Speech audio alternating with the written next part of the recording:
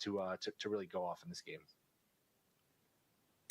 Looking for a few line movements here. Cowboys Rams has been bet up from 33.5 to 34.5. I do have a system play for the Cowboys. Historically, you want to fade them.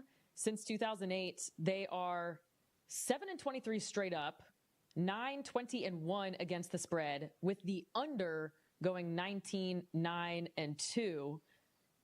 I don't know how much we're going to see of George Pickens, but that could lead to more scoring potential tonight. Looking at the betting splits from DraftKings on VSON.com, 88% of the bets, but 68% of the handle is on the over 34.5. So a little bit of a discrepancy there. Maybe not the biggest, but were you interested in this game at all? Maybe not the biggest, but were you interested in this game at all? It would be Cowboys or nothing. McVay is typically not cared about the preseason. It would be Stafford obviously not going to play. Stafford, that leads to a bigger conversation, with their outlook of the season, with his back. Supposedly he's going to practice Monday, but we'll see. You're 37, he's dealing with a bad back. Can you really make it? Okay, maybe you can make it for week 1, but can you hold up through 17 games here? That's a scary situation, a concerning situation if you have futures on the Rams, like I know a lot of people at the network do. I would only go with the Cowboys because, and this is another thing I probably should have mentioned when just general thoughts of preseason, I like betting on first-year head coaches, and that doesn't even mean rookie head coaches, but coaches taking over. Like Pete Carroll is back with the Raiders, and Schottenheimer with the Cowboys. Just because when you take over your first year, you're replacing a losing culture, a losing situation, a losing coach, and you want to instill your culture, your way of doing things. So I feel like everyone's kind of fighting for their job a little more. You want to install your way of doing things. I just feel like first-year head coaches, that's a little bit of an edge. So if anything, I would bet the Cowboys here.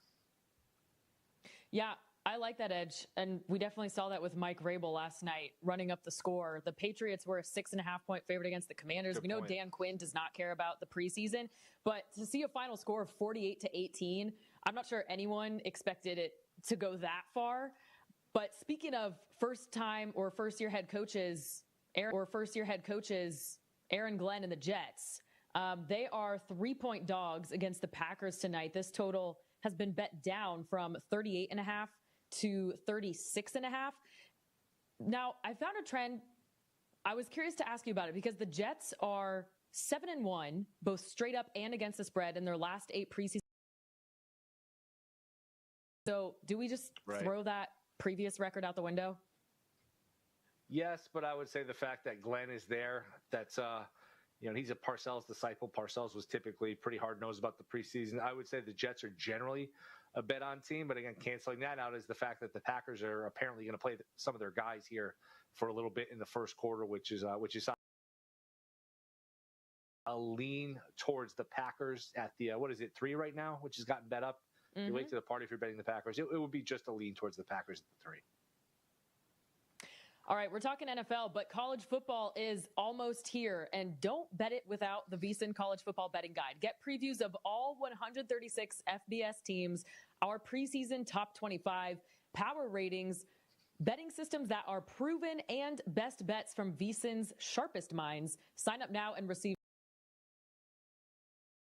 daily best bet emails from our hosts and guests, real-time betting splits, and market insights. 24/7 video access on the VSON Watch app, plus full access to all of the tools and data over at VSON.com. Start today for just $9.99 or get a full year and save 50% with a VSON Pro annual subscription.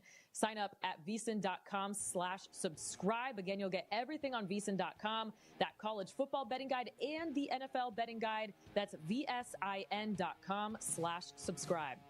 Coming up next, we are getting into our NFL quarterback power rankings. We're going to start with the bottom up. So don't go anywhere. This is Live Bet Saturday on VSON, the Sports Betting Network.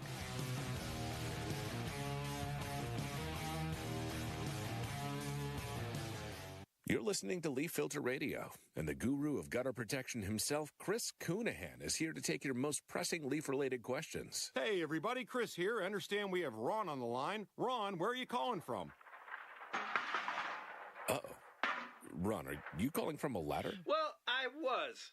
I wanted to ask Chris what I need to do to get my gutters ready to have leaf filter installed. Oh, Ron, you don't have to do anything. A Leaf Filter Trusted Pro will come out and clean out your gutters, realign and seal your gutters, and install Leaf Filter, America's #1 gutter protection system. So I didn't need to get on this ladder? Ron, Leaf Filter Trusted Pros are in your neighborhood and ready to help. Just visit leaffilter.com/deal to schedule your free gutter inspection and get up to 30% off. Thank goodness. What was that site? That's leaffilter.com/deal for your free gutter inspection today. See representative for warranty details. Promotion is 20% off plus a 10% senior. You're on the pulse with smart plays on Prop Points. Play it or pass it, Prescott over 3,850.5. A very specific number on the passing yards. I'm feeling optimistic today. Let's go play it on this one. CeeDee Lamb has a legit #2 now, and George Pickens. I think Dak has crazy upside, and he should be in position to smash this. Download the Prop Points podcast and other VSON shows wherever you listen to podcasts. This is a message from Lasso Injury Law, and it's something Attorney Al Lasso hopes you really think about. These days, there are more drivers than ever on Nevada roads with expired tags, fake plates, or no insurance at all. If one of them causes a crash, if one of them crashes into you, who's going to pay for your medical bills? Your lost wages? Your future? The person who pays the price could be you. That's why Al Lasso wants to remind you, check your auto insurance policy today. Make sure you have uninsured and uninsured motorist coverage. It's protection you can truly save you from financial disaster if the worst happens. This isn't about selling insurance. It's about looking out for you and helping you stay safe. If you ever need advice or help after a crash, Lasso Injury Law here for you. 702-625-8777. That's 702-625-8777 for your free consultation. You won't get a voicemail. You'll reach a team that's ready to help. Lasso Injury Law. They fight for you because your future matters. LassoInjuryLaw.com. 702-625-8777. Hey, it's Bill from VSON. You may know me as the guy who writes the VSON daily newsletter, and I'm also one of VSON's owners. If you're a business owner like I am, you need to reach customers ready to spend, right? VSON talks to millions of engaged sports fans every month, folks with money in their pockets, ready to bet on the next big game. If you want to connect with this audience, email me at bill@vson.com. Let's talk about how VSON can help your business, no matter what its size, win big. This is Grace Remington for VSON, the sports betting network. Breece Hall's rushing prop is set at 925.5 yards. VSON fantasy expert John Hansen says, don't overthink it. Hall's the engine. He racked up 178 yards on 37 carries in last year's finale and looks fully recovered. With a run-heavy scheme, a revamped O-line, and no more Nate Hackett, Hall's set for 200-plus carries. Start your season sharp with VSON's college football and NFL betting guides. And get VSON Pro access through the Super Bowl, all for just $199. Go to VSON.com/subscribe today. Circa Million and Circa Survivor are back with a massive $21 million in guaranteed prizes. Circa Million. Pick 5 games against the spread each week. 126 ways to win with $6 million guaranteed. Circa Survivor, 1 pick a week. No point spread. Last the longest to win it all. $15 million guaranteed. Enter in Nevada, play from anywhere. $21 million guaranteed. Visit circasports.com for details.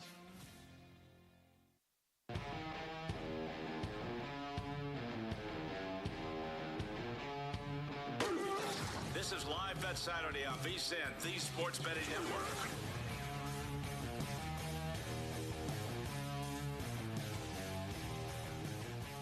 Welcome back into Live Bet Saturday on VSON, the Sports Betting Network. I'm Grace Remington with Will Hill. A score update from the Bronx for you. The Yankees were leading 4-2. It is now a tie game with the bases loaded, 4-4 in the top of the 8th. Camilo Doval loaded the bases, so he's out. And David Bednar is in, going for the save here, although I don't know if he'll be charged with one of the runs that just came home. No, he's not. So Stroh's bases loaded still, 2 outs here.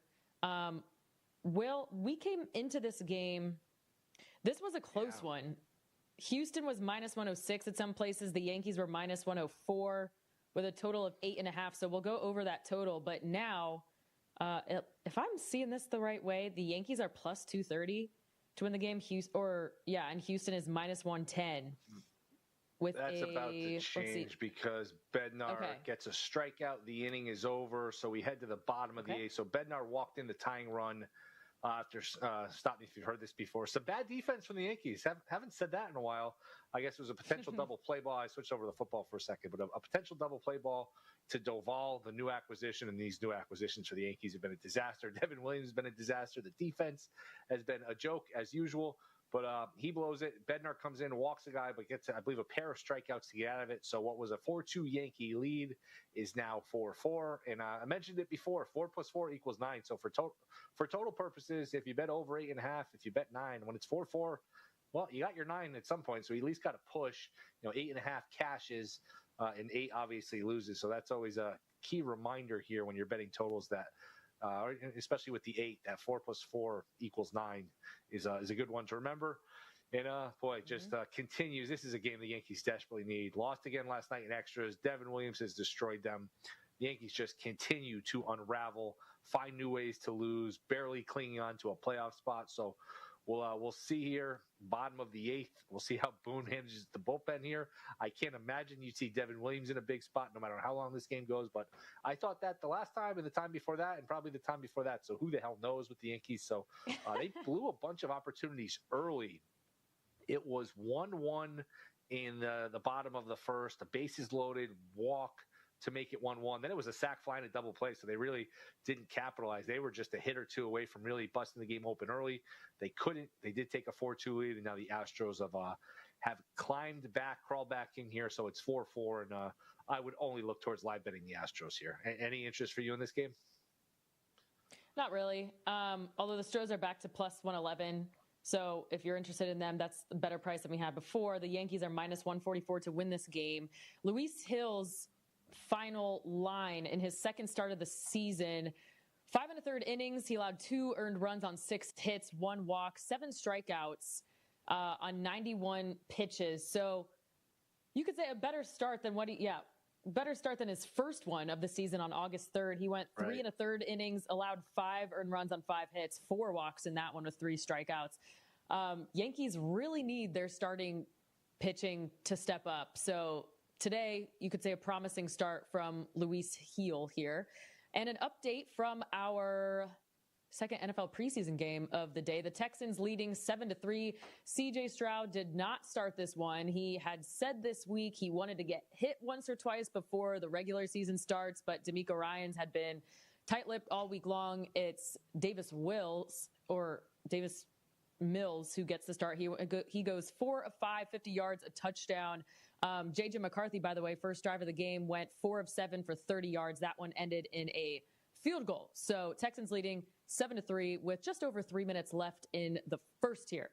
But let's get into our NFL quarterback rankings. I don't know if we're calling them power rankings or power ratings. It's a little bit different, but we love a good list, especially in the offseason. Everyone turns to lists during the offseason. Will, how did you go about ranking your quarterbacks?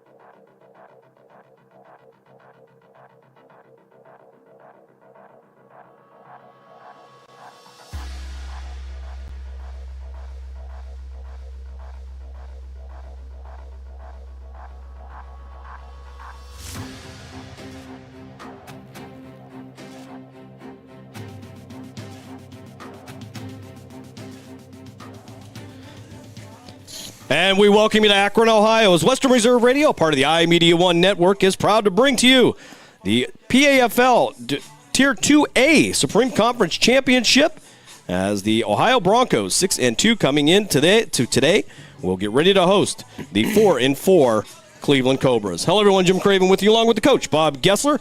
Hi, it's off the press box here at Prentice Park as we get ready for round 2 of the PAFL playoffs. And the Cobras last week get the 16-12 win over the Cuyahoga Falls Rapids there in Lakewood. They get their first playoff win in several years to move on as they will play for an opportunity to go to the 2A championship part of the PAFL. And for the Ohio Broncos last week, they get the 36-20 win over the Mid-Ohio Patriots. And, Coach, for the Cobras, we talked about it. It's about when you peak at the right time. They seem to be doing that so far. Right now, concerns are injuries, but everybody seems to be on board. Should be a full roster for both teams here on what appears to be, it doesn't appear, it's going to be a warm day here. Just about 88 degrees right now here, not a cloud in the sky, sun beating down. But two teams who are hitting their stride at the right time should be a great matchup. Yeah, again, nice thing, as what you said, too, is they're hitting their stride.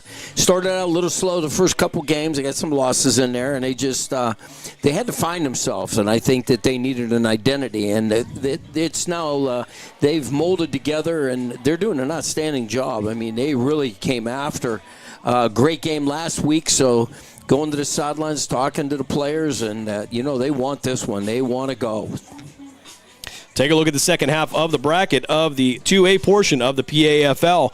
Last week, the Steel City Bobcats, they get the 54-8 win over the Youngstown Patricians.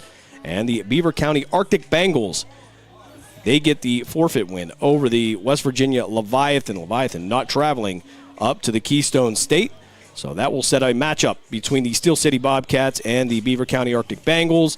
And, of course, the winner of this game will meet the other half there next week at Ellet High School in Akron for the 2A championship. And also we're going to take a look at the the 3A part of the PAFL here. As last week there was only one game on the docket, as the Erie Express would fall to the Glass City Tigers by a score of 32-26. Glass City Tigers move on to play the Columbus Fire, and the Cleveland Rams will travel to Michigan to take on the Hurricanes. And Coach for Glass City, they're going to take on the Columbus Fire. We've seen them several times over the years, and Columbus Fire always in the conversation. They are tough. But Glass City fighting their way in there to get to that semifinal matchup. Yeah, that ought to be a very good matchup. I'll tell you what, the teams that are in there are quality teams, and they've fought and fought and fought. And some of those names, you expect them in there. I was kind of shocked about Erie. Maybe they had a little bit of a down year. We don't know what happened as far as that goes, so we don't want to speculate. But I'll tell you what, there's going to be some good football. We're going right down to the wire. Yeah, Paul Pennington up there with the Erie Express doing a great job. Again, an outstanding program. Not even talking about the football part of an outstanding program all the way around there, year in and year out, whatever league they are in. Of course, a lot of these teams have moved around from the GDFL over to the Tri-Point Football League. And then, of course, Commissioner Jermaine Campbell bringing back the PAFL, which you and I were much more familiar with back in 2015, 16, 17, and was really one of the more respected leagues in the country. They were always in the conversation for national matchups, and I don't think it's going to be any different this year. Yeah, our league was very balanced. I always felt like that, and I'll tell you what, there were some great games going into the season, and I will tell you, I lost a lot of sleep and a lot of hair going into those seasons, but I want to tell you something. I wouldn't change anything. It just was a magnificent time of my life, and being able to coach men and take them on to championship and win it all was just a great thrill for me. Well, take a look at the Ohio Broncos, Coach. You talk about back in those days of 15, 16, 17 when you were coaching. A lot of familiar faces today here as the head coach of the Ohio Broncos, Chris Ballantyne, is back with them after spending the last couple years with the Ohio Gladiators. And a familiar name showing up at the quarterback position for the Ohio Broncos in Marquello Sewell, the Akron University product, and he has been outstanding for years. We were fortunate enough to get a win over the Ohio Broncos in 2015, but the key to that, we had to contain Marquello Sewell. I'll tell you what, I can't believe he's still playing, and what a quality football player. I mean, very smart, knows what he needs to do, and just it's exciting, and being on the sidelines and watching him run all over us going, come on, defense, get him already.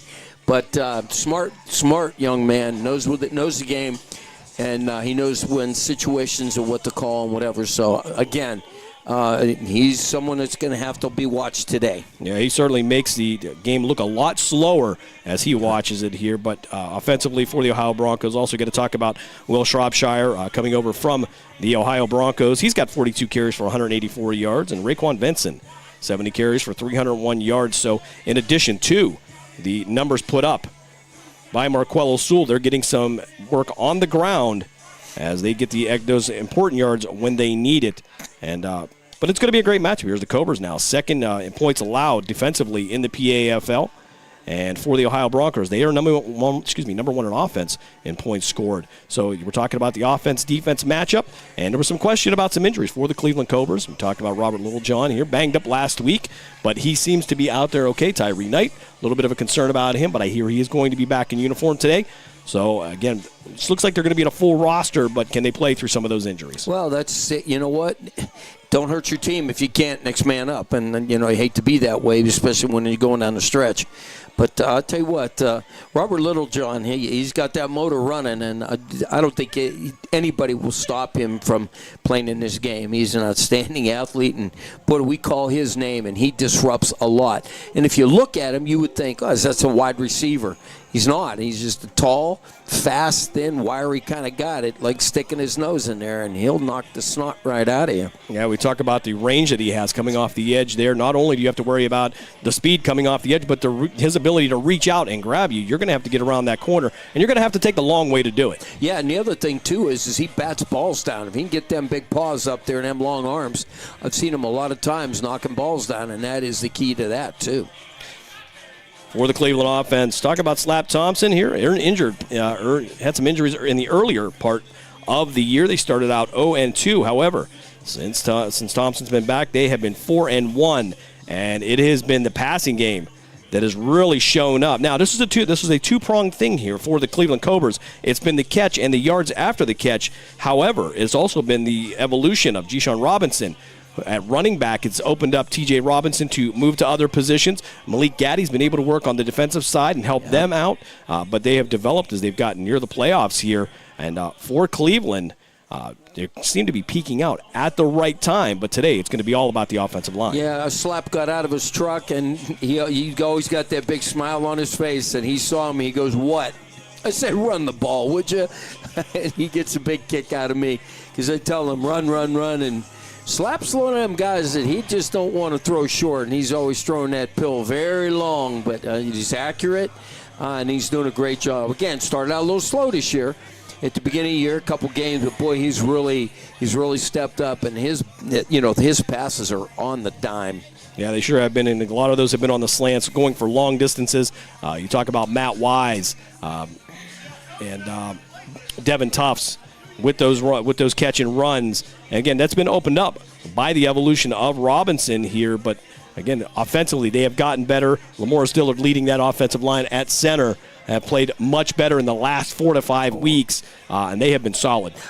Again, offensive line and defensive line have played an outstanding going down the stretch here, and that's what I like to see. Again, being a line coach for as many years as I was, watching these guys. But I got news for you. These Broncos, they're a little bit corn-fed out there, and I'll tell you what, there are some big people. And but I really think that it's all about technique. So if they can get through that offensive line, get to that quarterback, maybe a long day for him, but we already know what he could do. So the Cleveland just got to play their game, don't panic, and keep getting the ball downfield and scoring with them. Yeah, certainly visibly you can see a size advantage for the Ohio Broncos. But again, it has been the evolution of the Cleveland Cobras from week 1, now here into week 2 of the playoffs, where, again, they talked about peaking at the right time. They certainly have done that. We're going to step aside for a quick timeout. When we come back, pregame show continues here from Akron. You are listening to Cleveland Cobras football here on Western Reserve Radio, part of the iMedia One network.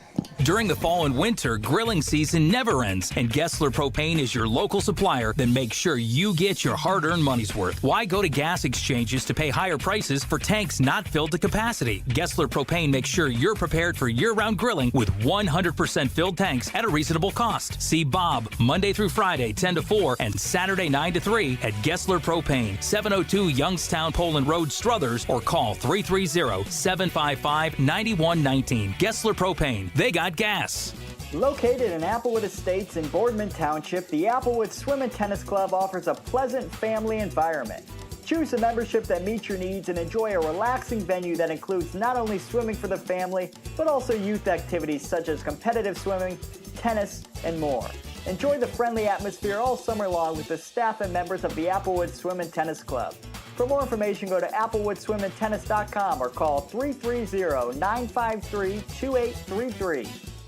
I'm 54, so basically, it's too late to start saving for retirement, right? Not right. Starting to save, even in your 50s, can really make a difference. Well, right now, saving seems hard to wrap my head around. Plus, with the way this year's been going...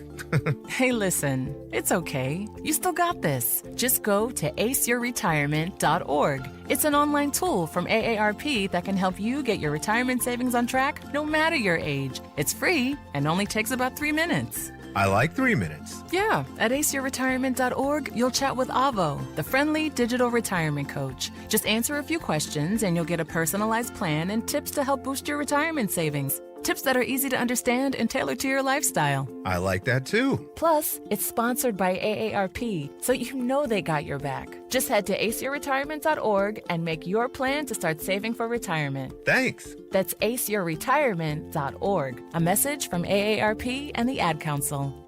Nina's Pierogi House is your home for the area's best variety of pierogies. Daily specials include the Polish platter, the Hungarian platter, stuffed cabbage, and halushki. Having a last-minute get-together? Lena's has you covered with a wide variety of frozen take-home pierogies and dumplings. Go to Facebook at Lena's Pierogi House to see the weekly lineup of available flavors for dine-in or carry-out. Catch the best at Lena's Monday from 10 a.m. to 4 p.m. and Tuesday through Friday from 10 a.m. to 8 p.m. 20 North Main Street in Hubbard or call 234-254-8532. 1 in 3 adults has prediabetes. 1 in 3. That means it could be you, your football buddy, your football buddy, or you, your best man, your worst man, you, your dog walker, your cat jogger. While 1 in 3 adults has prediabetes, with early diagnosis, prediabetes can be reversed. Take the risk test at doihaveprediabetes.org. That's doihaveprediabetes.org.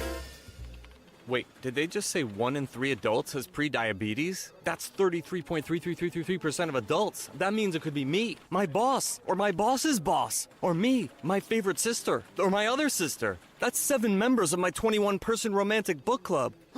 Wait, the 1 in 3 could be me, my karaoke partner Carol, or my karaoke enemy Jeff. I'm gonna take the risk test at doihaveprediabetes.org. Brought to you by the Ad Council and its Prediabetes Awareness Partners. Not completing high school is more of a social thing than it was an academic thing. Even though all these years have passed, I still had that longing to have my diploma. At age 30, Carissa finished her high school diploma. If you're even considering getting your high school diploma, you can do it. No one gets a diploma alone. If you're thinking of finishing your high school diploma, you have help. Find free adult education classes near you at finishyourdiploma.org. That's finishyourdiploma.org. Brought to you by the Dollar General Literacy Foundation and the Ad Council.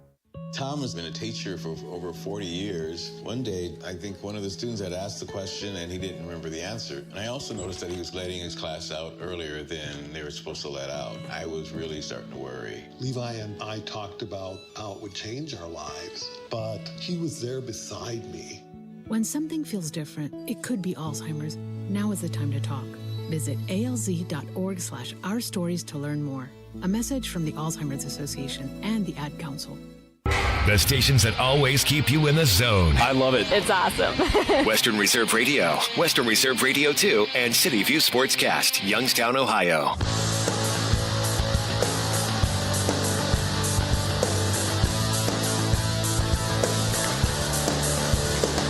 Pre-game show continues here from Prentice Park in Akron, Ohio, as we get ready for round 2 of the PAFL playoffs here in the 2A portion.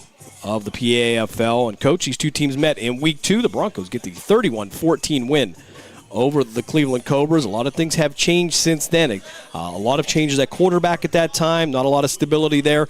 C.J. Hale, though, at that time showed up, thrown a couple of touchdowns, really showed some sparks. But he is now working also on the defensive side here. We talked to him just a little bit. He'll be wearing number 1 today instead of 0. But the positions have evolved for Cleveland. Again, Malik Gaddy was at running back. We'll probably see some time at running back, but has been in a linebacker position. C.J. Hale now on the outside coming off, even had a sack. So he's showing something. But with Robinson at running back, this has been an evolution basically by the coaches to be able to put the right people in the right spots, and those guys actually showing up. And the nice thing about it is they're producing. So they're making the right moves on this. So this is going to be an interesting football game. I think it's going to be a good balance, but just depends on the guys up front. Again, Broncos, they're big. They look strong up there. But if Cleveland could be quicker off the ball and beat these big guys, that's going to make all the difference in the world. Yeah, defensively, we talked to Ambrose McCorney, talked to Jesse Caldwell about Ambrose McCorney earlier and how hard he has been working here in the last couple of weeks. He's come up with a couple of big sacks. And, again, that's going to be a tough go for him today as he has to go through that Ohio Bronco offensive line. And you were looking at some of the heights and weights from the Ohio Broncos. A distinct size. I remember 6'7", 380, 6'4", 330. Another 6'7", 350. So not only is it going to be trying to get through that line, but when you can't, getting your hands up is going to be a little bit tough too. So linebackers are going to have to play well. Yeah, the other thing, when you're firing off that line like that and they're reaching for you, you don't want them to engage and lock on you. So you've got to learn to be able to slap them arms down, because once you do and you get that body turned, you should be able to get around them. And that's going to be the key to this. Is the defensive line going to be able to get over to that offensive backfield? And certainly that is something we've seen in recent weeks. The Cleveland Cobra defense has bailed out the offense on several occasions here. They have been a bend-but-don't-break defense. Even when the Rapids were driving last week, they ended up with a turnover just a few yards outside of the end zone. So, again, this is a defense that has kept their calm and their composure very well. Even when their back was against the end zone, they have come up big for the Cleveland Cobras. Absolutely, and that's exactly what they have to do. They have got to come out. Just don't. What happens in the game happens. Just go out there and do your job. That's all this is about. That's football. You got to go out there. You can't worry about, well, they did this and they did that. You just got to come out and, as I always said, slap them in the mouth, punch them in the mouth, do what you got to do, and get it done. Meeting occurring out at midfield. Adam Rogerson, head coach of the Cleveland Cobras. Chris Ballantyne, the head coach of the Ohio Broncos, as well as Jimmy Dean Melton, the owner of the Ohio Broncos. I want to thank him for setting us up very well here at Prentice Park here. Thanks for having us here on this Saturday as we get ready for the first half of this PAFL playoff weekend. And again, a big game occurring down in Pittsburgh. The Steel City Bobcats hosting the Beaver County Arctic Bengals. That should be a great one down there. Two of the top teams over in that conference. And earlier in the season, Coach, when the Cobras were 0-2, they were down a little bit here, trying to look for some answers. They have found it. And one of the things that you see, and we harp on this a little bit, is keeping your composure. And over the weeks, they have done that. They've tried to find a way to adjust. The coaches have done that. The players have shown up. And then you wonder, you know what, sometimes I know you and I can speak from experience, losing a couple games later in the year. We didn't worry about it too much. Came into the playoffs, and things worked out. Well, maybe you didn't worry about it. I lost sleep over those last couple of games going into the playoffs, and I'm thinking, come on, guys, what are we doing here? We got to take this serious. I know that we were in there. We played hard. It's just there was a little lax at times. And, me being the way I am, it's always go, go, go, go, go. But it didn't hurt us. Maybe it opened some eyes on some of our players. So that was a good thing, because we roared right through the playoffs when I was with the Scourge, and I'm glad that I got the opportunity to do that. Yeah, definitely an experience here, and you see that for the Cleveland Cobras, a lot of high expectations for this team now that they have evolved into one of the better teams here in the conference. They make it to the conference championship, at least on the Supreme Conference side, as they break the huddle here. And we're just about 4 minutes from kickoff here in Akron. And the one thing I guess we'll have to talk about, Coach, is the weather. 88 degrees here. Again, we talked about that earlier. On a grass surface, the field doesn't look too bad, although it looks like it could use a little bit of water. It's been a little bit dry here in the Northeast Ohio area. But overall, there were some questions maybe about a few lines there. But all in all, not a horrible field here on this Saturday afternoon. But one of the few times we will see two teams on a natural surface. Yeah, usually everything is turf, but that's okay. I mean, it is what it is, but I don't think there'll be any slippage here. It's there is grass on there, even though it does look brown, but there was no worn patches. There was no dirt showing, so it's just I don't think a footing's going to matter, but it almost looks like a very fine cut grass, and it should not be an issue. Yeah, the first meeting over in Louisville. Again, the Broncos get the better of that, 31-14. And if you're head coach Adam Rogerson, other than the adjustments you've made with the personnel, you were there for the first game.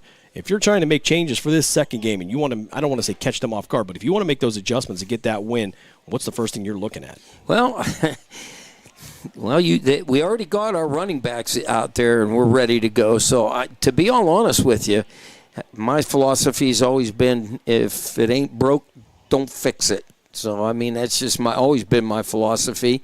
If he saw something maybe he felt that he should be able to plug in, then, that's his responsibility as a head coach, but I think they'll be just fine. Both teams meeting at midfield here for the coin toss, and a lot of familiar faces here. And a lot of guys know each other here from the Cleveland-Akron area, a lot of veterans at this level of football. And Jimmy Dean Melton especially here, I think he pretty much knows everybody as we came in today, and I think he's wearing just about every ring that he could get a hold of here. And I think that I count 5 or 6. I wasn't sure. Maybe 3 on each hand if I remember right. Somewhere in that vicinity. But they have had some success here with the Ohio Broncos, taking some time off on occasion. But nonetheless, it has been a great program here. And we are, for you and I can speak, we were 1-1 against the program here in conference championships. So hard-playing team. And, again, when you talk about offense, Marquello Sewell is going to be the issue for the Cleveland Cobras today as he can extend the plays. And, again, with his height and arm strength, really it's going to test this Cleveland secondary, which has played so well in the second half of the season. Well, they also got to get to him. They got to get him some happy feet here. So that's the other thing that's happening. They've got to also within the pocket, they've got to keep him in that pocket. Don't give him any room to get outside, hurt him with his legs. Just keep pressure on him. As for the special teams here, because we've seen a lot of people kick away from the Cleveland Cobras returners, and it's going to be no different for the Ohio Broncos. And I'll tell you right now, Cornelius Strickland back there returning for the Ohio Broncos. He has been outstanding. You want to kick the ball away from him. But over on the Cleveland side, you have Tyree Knight as well. If he is healthy enough and he's going to go, he's going to one that you're going to have to watch as well. He has set up the offense in some great position. Yeah, absolutely. I'll tell you what, we've seen some good special teams play, both offensively and defensively. And like I said, it's going to be interesting. Are they going to kick to them? Are they going to squib it away from them? So this is interesting. So kickers on both sides, actually, as Ben Lyons will kick for the Cleveland Cobras, as Jeff Cooper Ryder will be the punter. But on the Ohio Broncos side, Will Shropshire has been doing the kicking for the Ohio Broncos. That's given them an added part there as well. And we've seen in the last couple of weeks where we've seen either a missed extra point, maybe a missed field goal, something to that effect. And you wonder, is that going to come back to bite one of those teams? And it has been close in some weeks. Absolutely. I agree with you 100%. But I noticed, I hate to say it, but along the league, man, can't get a center snapped. It's got to be right there. So, yeah, a skill that has been in demand this year across the league. And it's not with these two teams, but as we see, the Ohio Broncos are going to win the toss, Coach. Did I understand it correctly? And they deferred, I'm assuming, to the second half. So, all right. So it looks like we're going to start with the Cleveland Cobras on offense here as we hit the 5 o'clock hour. We're going to step aside for another quick break. When we come back, we'll have the kickoff for you here from Akron, Ohio. You are listening to Cleveland Cobras football here on Western Reserve Radio, part of the iMedia One network. Professional, fast, highly knowledgeable, easy to work with. These are real reviews by customers of Sandrock Concrete. For all your concrete block, brick, stone, stonework, and excavating needs, call Jerry Sandrock. for your free estimate at 330-506-0013. Sandrock Concrete is fully insured and ready to make your ideas a reality. Sandrock Concrete is a proud supporter and sponsor of Mahoning Valley High School football on Western Reserve Radio.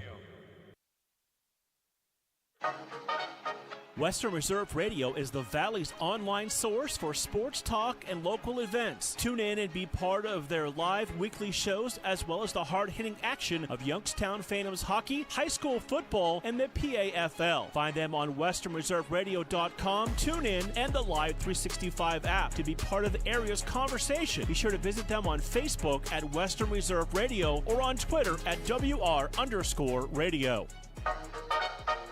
Are you tired of switching apps just to catch your favorite shows and live events? Say hello to the iMedia One Network app, your one-stop destination for streaming and everything that matters. From national sports to exclusive local content, Western Reserve Radio, Western Reserve Radio 2, and City View Sportscast are now all in one place, anytime, anywhere. Download the free iMedia One Network app on iOS and Android and unlock the future of sports audio in the palm of your hand. The iMedia One Network, your sports app in the Valley. Someone's got to set the tone out there, boys. Someone's got to set it. The station that sets the tone for Youngstown Phantoms hockey is Western Reserve Radio. WRTV, The Scourge.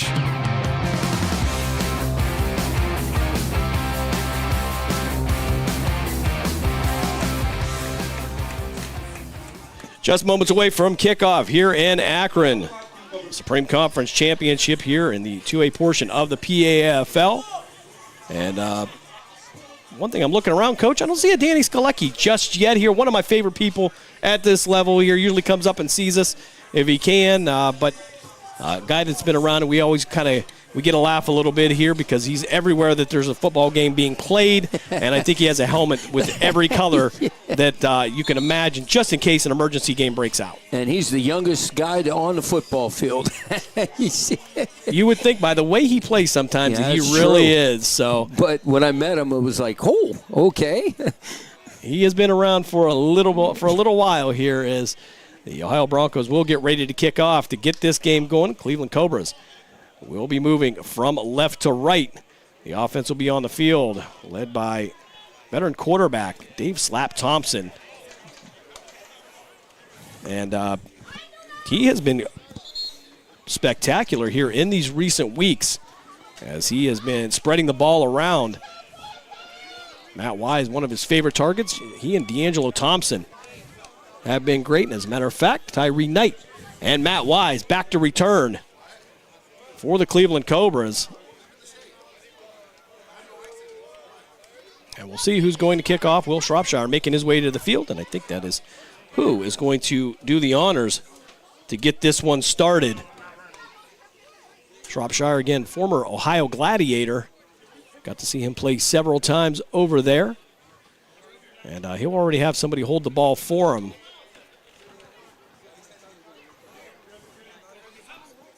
Shropshire usually able to get a deep kick in here, but you look at the returners up front for the Cobras, that second wall, maybe just as dangerous as the returners themselves. Yeah, so we'll see what they're doing. Here we go. And we're going to get the whistle as we get this one underway here, Shropshire. We'll count them up, get them set. And Cleveland will get the ball first to get this one started. This one going to stay on the ground and picked up by Matt Wise. Wise to the far side towards the Cleveland Cobra bench and going to be brought down just short of the 40-yard line. That's where Cleveland will take over first and 10. The Cleveland offense led by David Slap Thompson. Returning that, Jim, I'll tell you what, he hesitated, saw the opening. He did a great job. Special teams set up that wall, so good return. Cobras fourth in the league in scoring points offensively. And we talked about the Ohio Broncos. Their offense first in points scored, tied for fifth in points allowed in the regular season. So Cleveland actually are going to mark this one straight at the 40. They'll be moving left to right if you're listening on the iMedia One Network app. I want to thank you for joining us here on this Saturday afternoon. It's Thompson immediately going to go to an empty backfield. 3 receivers to his left, 2 receivers to the near side. As Thompson with the hard count. We talked about that earlier, Coach, to some of the players. And we're going to get some movement, and already it's going to be a false start against Cleveland, Coach. And 1st and 15, I know that's a play that you love. Oh, let me tell you what, that drives me insane as a coach. You know the count, sit down, don't try to anticipate, don't care what they're doing in front. You know the play, you know the call. Don't move. We know Thompson has that hard count. He uses that, but a lot of times he will pull his own players offside. Morris Dillard, I think the only one that didn't move that time. It'll be Thompson and Wise, the twin receivers to the far side. Baycoat, Germany, and Johnson will be the 3 receivers to the left as Johnson now will come back as a running back on the left hip of Slap Thompson. Hand off to TJ Johnson. He'll fight his way forward. He'll make it past the 35, down near the 37-yard line.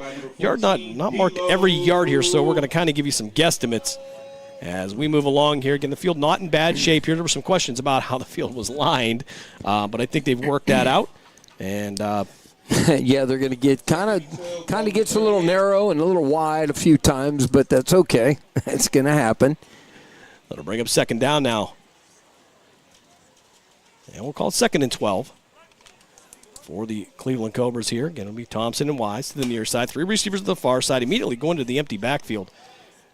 We'll see if they move TJ Johnson back as a running back. Robinson again.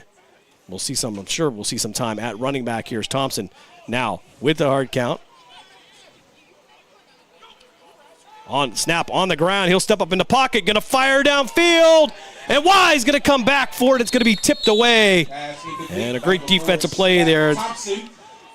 Owens on the defense, the 5'10", 180-pound defensive back out of Bookdale High School. Yeah, but this is exactly what I talk about all the time. And again, when we talked about the kicking game, snaps.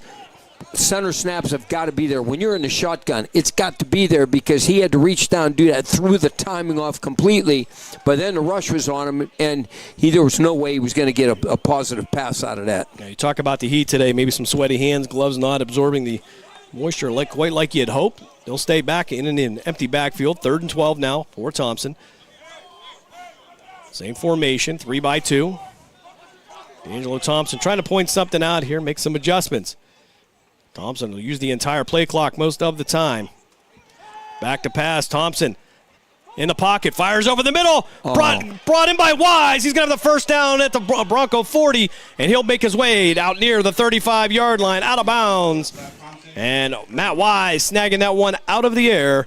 Gives Cleveland a first down. Yeah, absolutely great. It was probably about a 15 or 20-yard. You could have called it a post or an in route. I'd say outstanding job. Slapped threw it in there. But I'll tell you what, that ball was high, and he climbed the ladder and was able to pull that down. Outstanding job by that offense. And the line's giving him decent pressure coming at him, but the line's trying to hold him off. So we'll see what happens. And we talked about in pregame the yards after catch. And for Matt Wise, added about 15 or 20 yards after the catch. As they'll mark this ball now at the Bronco 30-yard line. TJ Johnson will be the running back as he'll flip from the left hip to the right hip of Thompson. 3 receivers to the near side. Germany, Thompson, and Wise. Single receiver to the far side. He'll send Germany in motion from right to left. Quick pass out to the far side. Wise into the open field. Cuts back to the inside and he'll make his way down near the 20-yard line. And that'll be close to a first down. We'll see if they're going to say he's just short or not. Actually, yep, they'll say it's 2nd down for Cleveland. Yeah, that was good. I mean, the one thing about Slap, he gets the ball and he gets it out quickly. And by the time he did that, then the receiver on this side had locked up, and he absolutely walled him out, so he had no chance of getting in there. That was a good job. So we'll call it 2nd, just about 1 here from our angle here. Have to get to the 20-yard line for a first down. Thompson with Johnson to his left. Baycoat and Germany, the receivers to the left. Thompson and Wise to the right. Dillard. Excuse me, that's not Dillard at center. We'll have to check on that as Thompson back to pass. Under pressure, and he's going to eat this one. He'll go down near the 34-yard line. That'll bring up a 2nd and long. for Cleveland, Kevin Clayton getting the start at offensive center for the Cobras. Just noticed that change. Corey Jackson, wow. He come off the edge, and he just came like a train, and he just beat the block so bad, and he had a free rein. Let's get loud crowd for this Broncos third down. So we'll call it the 33-yard line. Cleveland will have to get to the 20. As Thompson again in the shotgun. Johnson to his left. Baycoat, Germany, twins to the left. Thompson, Wise, twins to the right. 10:45 left here, first quarter, no score. You get some motion up front. That should have been. And officials are going to talk about it. They're going to say encroachment on the Broncos, so he can add 5 more to that. That will make it a little bit more manageable for the Cobras. Absolutely. They got it. You know what? Third down, long. Let's pin your ears back and go. And he got him with the hard count. Again, we talked about that. He does a great job with that, except for the fact that from time to time he will draw his own guys off. Yeah, hey, you know what? They just got to settle down. They already know what to count. I'm sure he tells them that they're going to hard count it. So Tyree Knight now checking in. He'll be the slot to the left side with Germany. Wise and Thompson will remain to the right. DJ Johnson, the running back. Thompson going to move into closer, tight. Hand out to TJ Johnson. He'll drop his shoulder, pick up a few yards. And that's going to bring up a 4th down. And just a few here. Coach, you got a Ben Lyons on the field.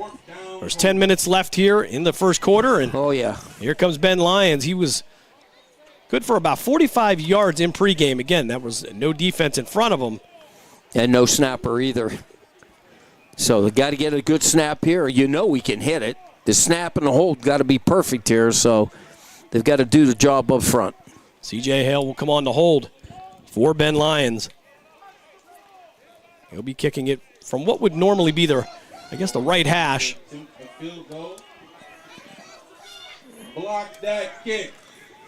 So 25, call it a 40-yard field goal as Hale waiting for the snap. Nice snap back there. Lions will get a hold of this, and it's going to be short. Into the back of the end zone. No good. 9:15 left here, first quarter.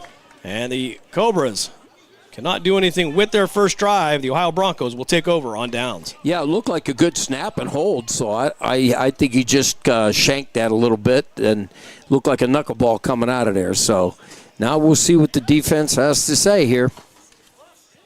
Yeah, it looked like that ball came out a little bit low on the trajectory. Yeah, had a weird spin to it, Jim. It almost looked like it wasn't rotating. It like he didn't get all of it, was hitting the edge. Again, kicking off a natural surface. Yeah. And I'm sure the kicker will bring that to your attention when we review the film. Absolutely. Those kickers complain about everybody. So we'll call it 1st and 10 from the Bronco 23-yard line. 9:15 left here, first quarter, no score. Cobras cannot convert on a field goal attempt. As it'll be Marquello Soul in the shotgun. Twin receivers to each side. He'll have Shropshire to his right in the backfield. Soul with the count. He'll give it to Shropshire. He'll find some way up front, get past Wells.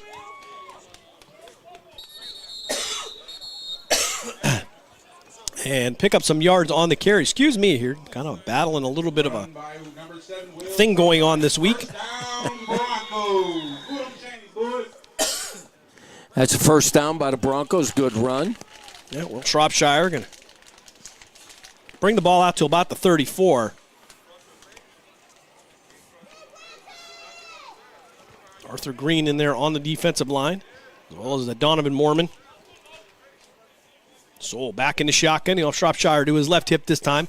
Twin receivers to the near side. 1st and 10 for the Broncos. Soul with the snap. He'll give it to Shropshire again. He'll fight his way forward. And Picorni will wrap him up and bring him down at the Broncos 40-yard line. They'll bring up 2nd down and about 4 for the Ohio Broncos. Well, that's a good run. That 6 yards run up front have got to engage, get rid of their blocks, and step in a hole. They have got to do a better job with that. So 2nd and 4 now for the Ohio Broncos. believe that's going to be 7:51 left on the clock here. A little bit of a glare here. Tough to see the scoreboard. But nonetheless, Shropshire will remain in the game. Twin receivers to the near side. So with the count. Read option. And Sewell taking a shot downfield. And it's going to be overthrown. Pass was intended for Sequoia Magby. Magby, one of the favorite targets for Sewell. Magby this year in the regular season, 23 receptions for 515 yards. He, Asian Burt, and Tony Perrine are the ones you're going to want to watch for the Ohio Broncos. Absolutely. Ben Slater was out there, I believe, on the coverage. And I'll tell you what, he was toe-to-toe. He got a little bit behind him, but that ball had to be dropped right into place. So Sewell going to take the shot downfield on second down. Third down now. Ball at the Bronco 40-yard line. They'll have to get to the 44 for a first down. I believe there's 7:28 left up there on the clock. Again, sun kind of getting us a little bit here, but a great day here in Akron. As Sewell now will have two receivers to the near side. Burt will be the outside receiver. They'll hand it off to Shropshire this time. Shropshire will be wrapped up by Picorni and Donovan Moorman. Picked up a yard maybe on the play. They'll bring up fourth down now and just about, well, we'll call it 3, Coach. Yeah, I'm going to say 3. It looks like they're going for it, but they have got to sit down. Don't get the hard count and get this. So this is wow. This is a Coach Gessler call. I don't know. I've seen that a few times. So Austin Drewhard making his way onto the field here as we get an officials timeout. 6:51 left here in the first quarter. No score. We're going to step aside for a quick timeout. You're listening to Cleveland Cobras football here on Western Reserve Radio, part of the iMedia One network. During the fall and winter, grilling season never ends, and Gessler Propane is your local supplier. Then make sure you get your hard-earned money's worth. Why go to gas exchanges to pay higher prices for tanks not filled to capacity? Gessler Propane makes sure you're prepared for year-round grilling with 100% filled tanks at a reasonable cost. See Bob Monday through Friday, 10 to 4, and Saturday, 9 to 3 at Gessler Propane, 702 Youngstown Poland Road, Struthers, or call 330-755-9119. Gessler Propane. They got gas. Youngstown, Warren, and Salem Sports Talk is on the iMedia One Network, Youngstown, Ohio.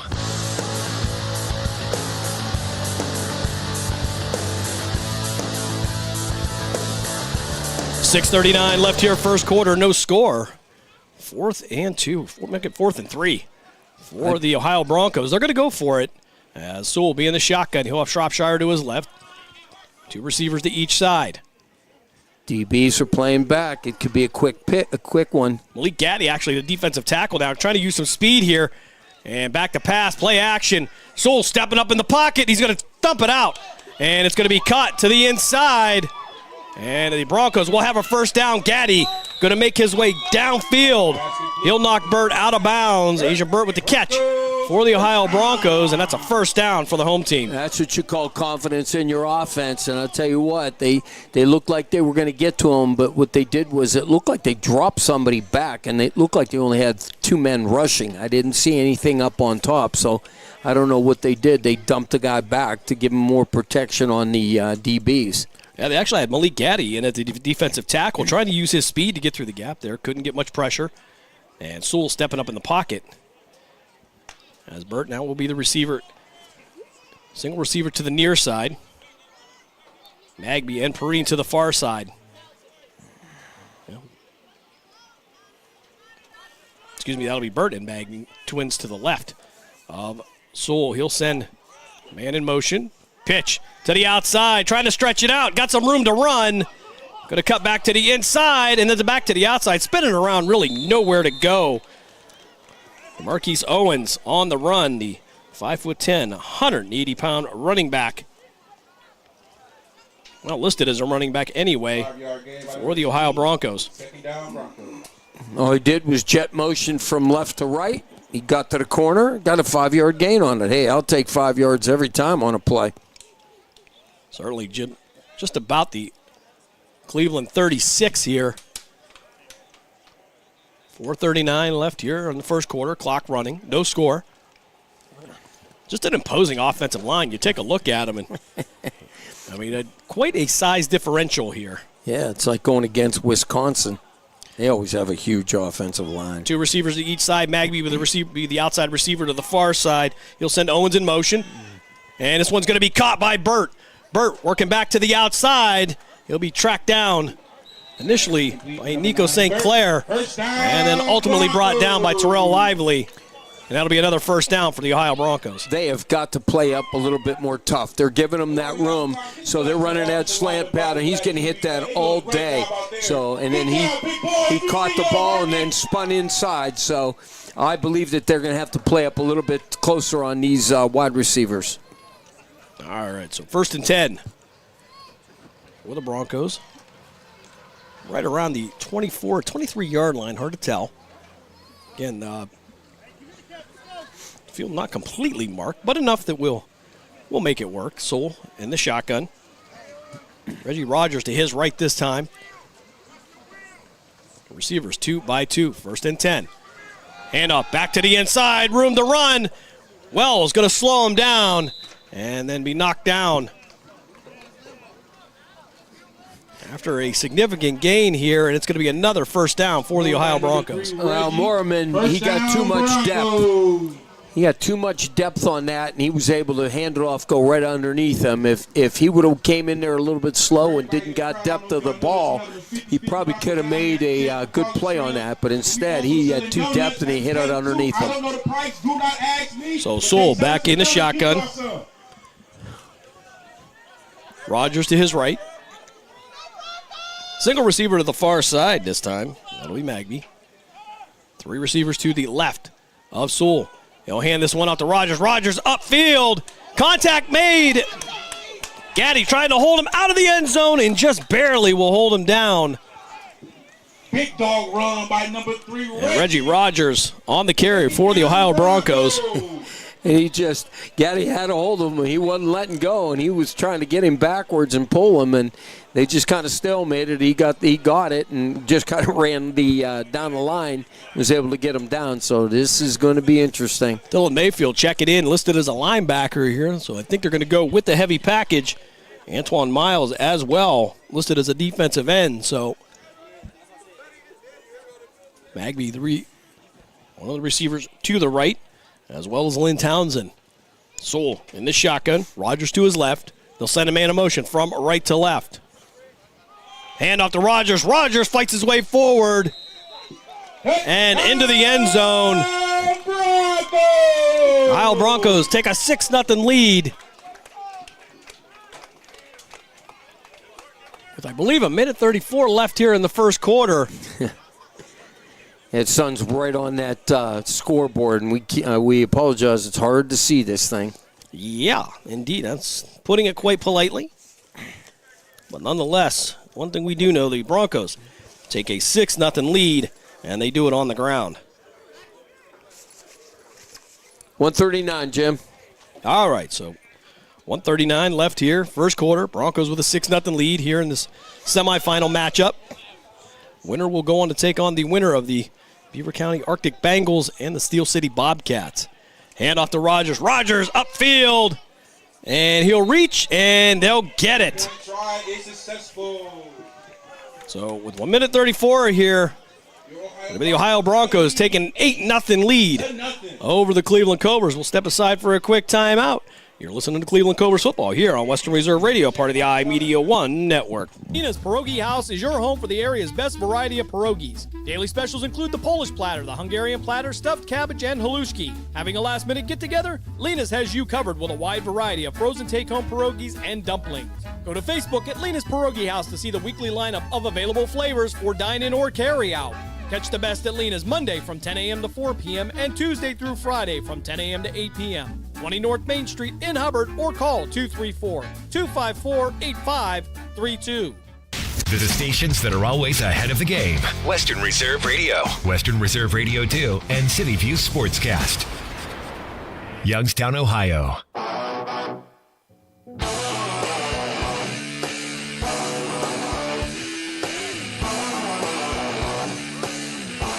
1:39 left here, first quarter. Broncos with an 8-0 lead. They get in the end zone by way of a Reggie Rogers run. Say that, Coach, 3 times. As Shropshire will kick off again for the Broncos.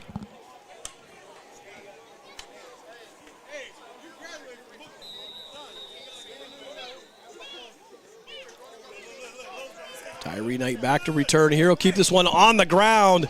It's going to head towards the sideline and out of bounds. We'll get the flag. And that will set the Cobras up right around the 40-yard line. And they really don't want to kick towards Tyree Knight. And quite frankly, I don't blame them. Apparently they scouted him a little bit, and they said, who knew? Can't do that.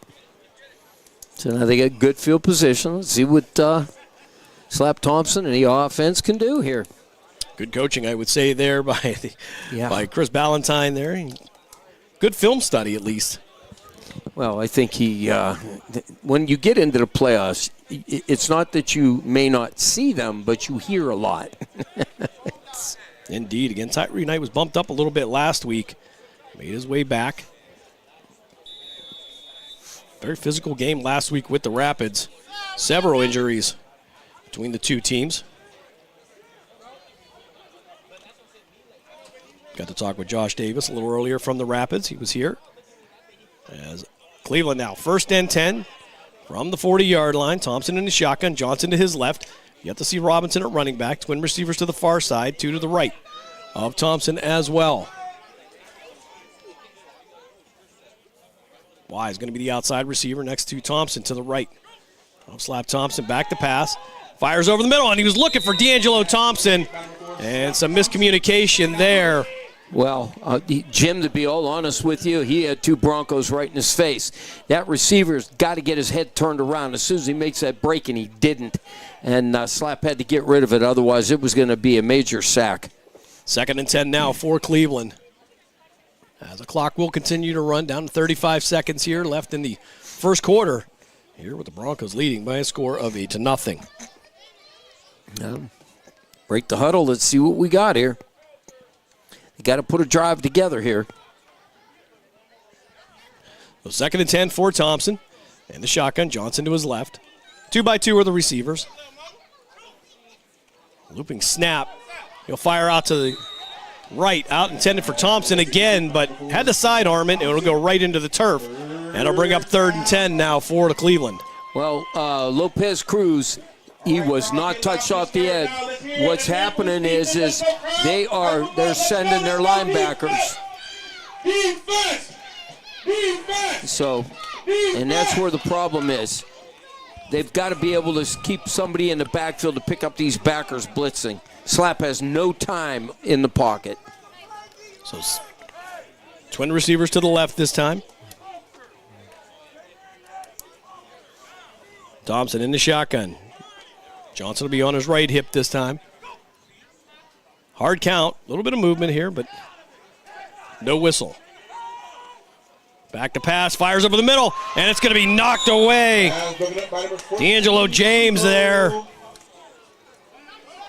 5'11", 225-pound linebacker. If he would have been able to pick that off, I don't know if there was much to stop him. Nothing but green in front of him. Yeah, Slap tried to hit the inside receiver. If he had looked a little bit beyond him, he had another one that was probably about 7 yards deeper, and there was nobody around him. They had double coverage on him. Jeff Cooper Ryder, the Toledo University product, out the punt for the Cleveland Cobras. DeMarcus Owens back to return, the 5'10", 180-pound wide receiver out of Bookdale High School, as we get a whistle and believe we're going to get a timeout. Or is it a quarter? All right, that is. Indeed it will be. It'll be the end of the first quarter here in Akron after 1. It's the Ohio Broncos 8, the Cleveland Cobras 0. We'll step aside for a quick timeout. You're listening to Cleveland Cobras football here on Western Reserve Radio, part of the iMedia One network. Are you tired of switching apps just to catch your favorite shows and live events? Say hello to the iMedia One Network app, your one-stop destination for streaming and everything that matters. From national sports to exclusive local content, Western Reserve Radio, Western Reserve Radio 2, and City View Sportscast are now all in one place, anytime, anywhere. Download the free iMedia One Network app on iOS and Android and unlock the future of sports audio in the palm of your hand. The iMedia One Network, your sports app in the Valley. The stations that always keep you in the zone. I love it. It's awesome. Western Reserve Radio, Western Reserve Radio 2, and City View Sportscast, Youngstown, Ohio.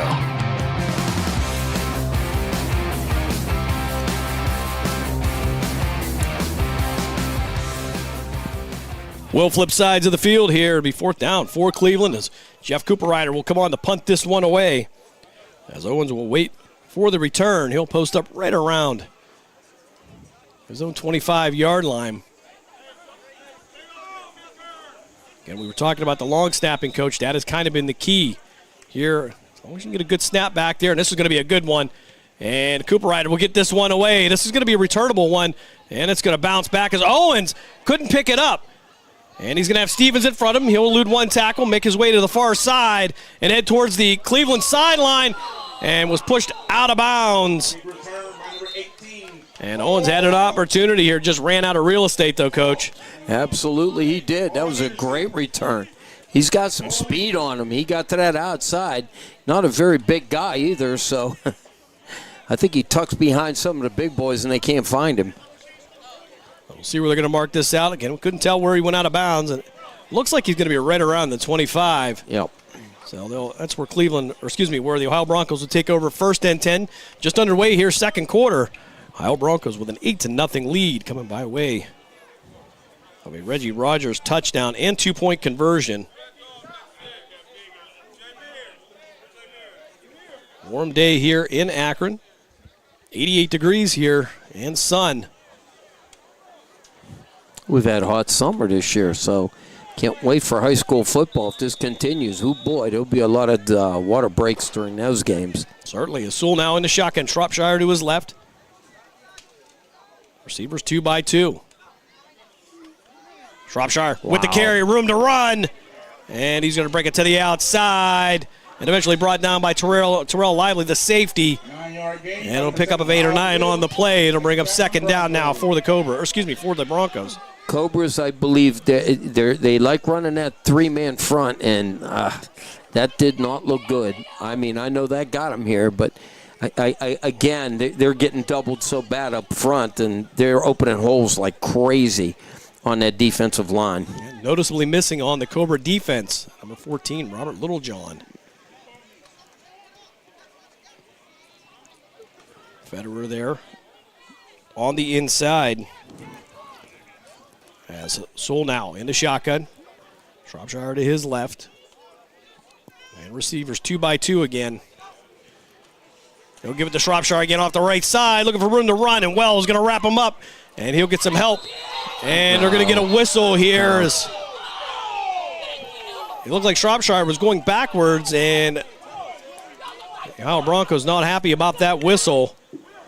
Yeah, but his progress was stopped, Jim. He wasn't going nowhere. They blew the whistle. They let him go. So any way you slice it, it's going to result in a 1st down for the Ohio Broncos.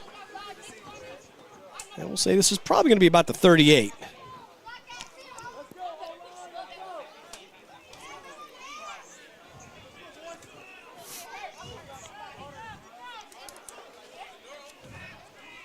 So new running back in for the Broncos.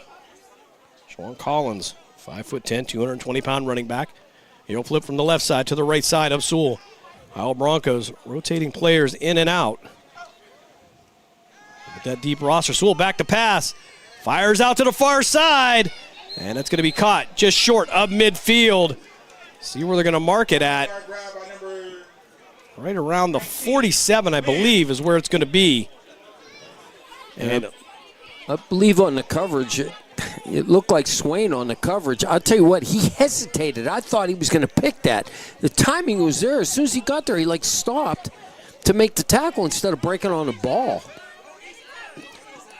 12-11 left here, second quarter. Broncos with an 8-0 lead.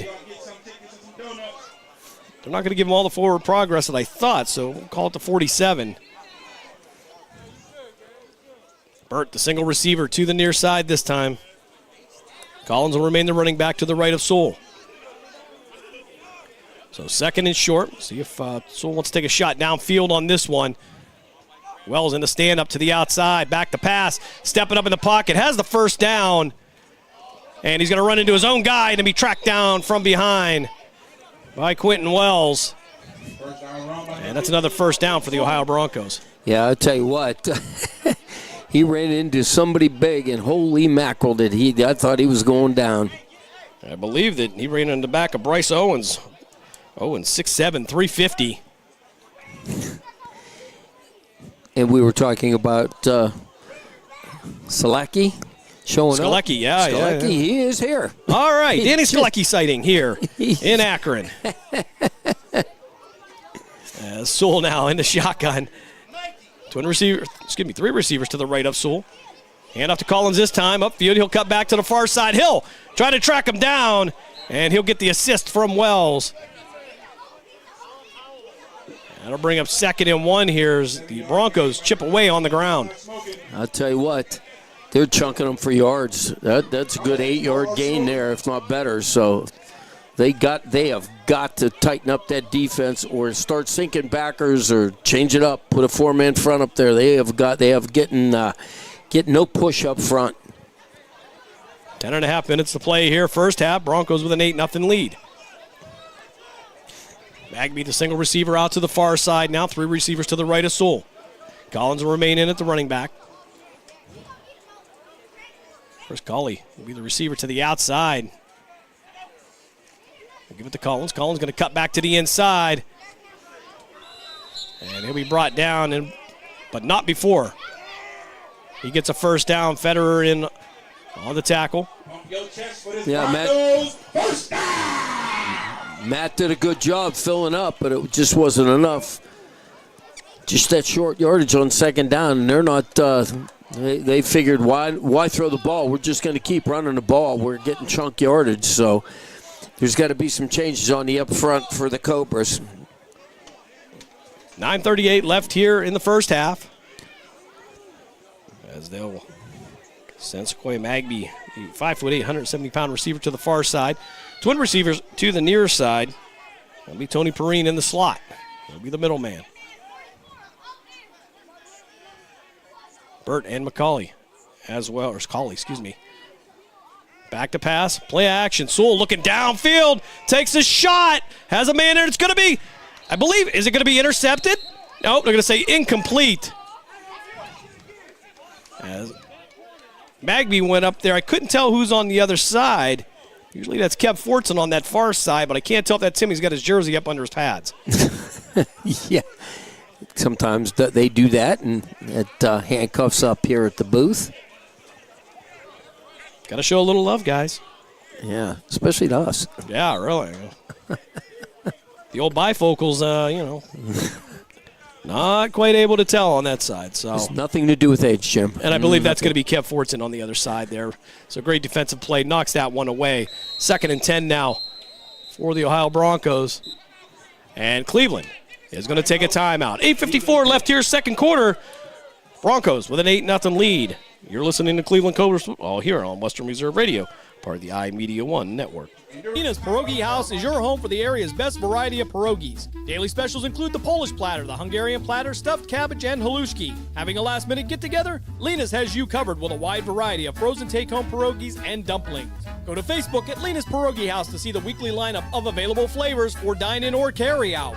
Catch the best at Lena's Monday from 10 a.m. to 4 p.m. and Tuesday through Friday from 10 a.m. to 8 p.m. 20 North Main Street in Hubbard, or call 234-254-8532. Youngstown, Warren, and Salem's local and national sports talk can be found on TuneIn and the Live 365 app at Western Reserve Radio. WRDB, The Scourge.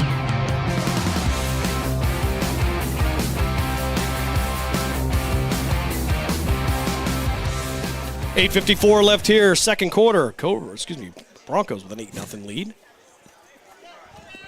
Trying to manifest that, I guess. As second down and 10 coming up. With Sewell in the shotgun. Reggie Rogers now in Scully now will go back for some last-second directions here from Sewell.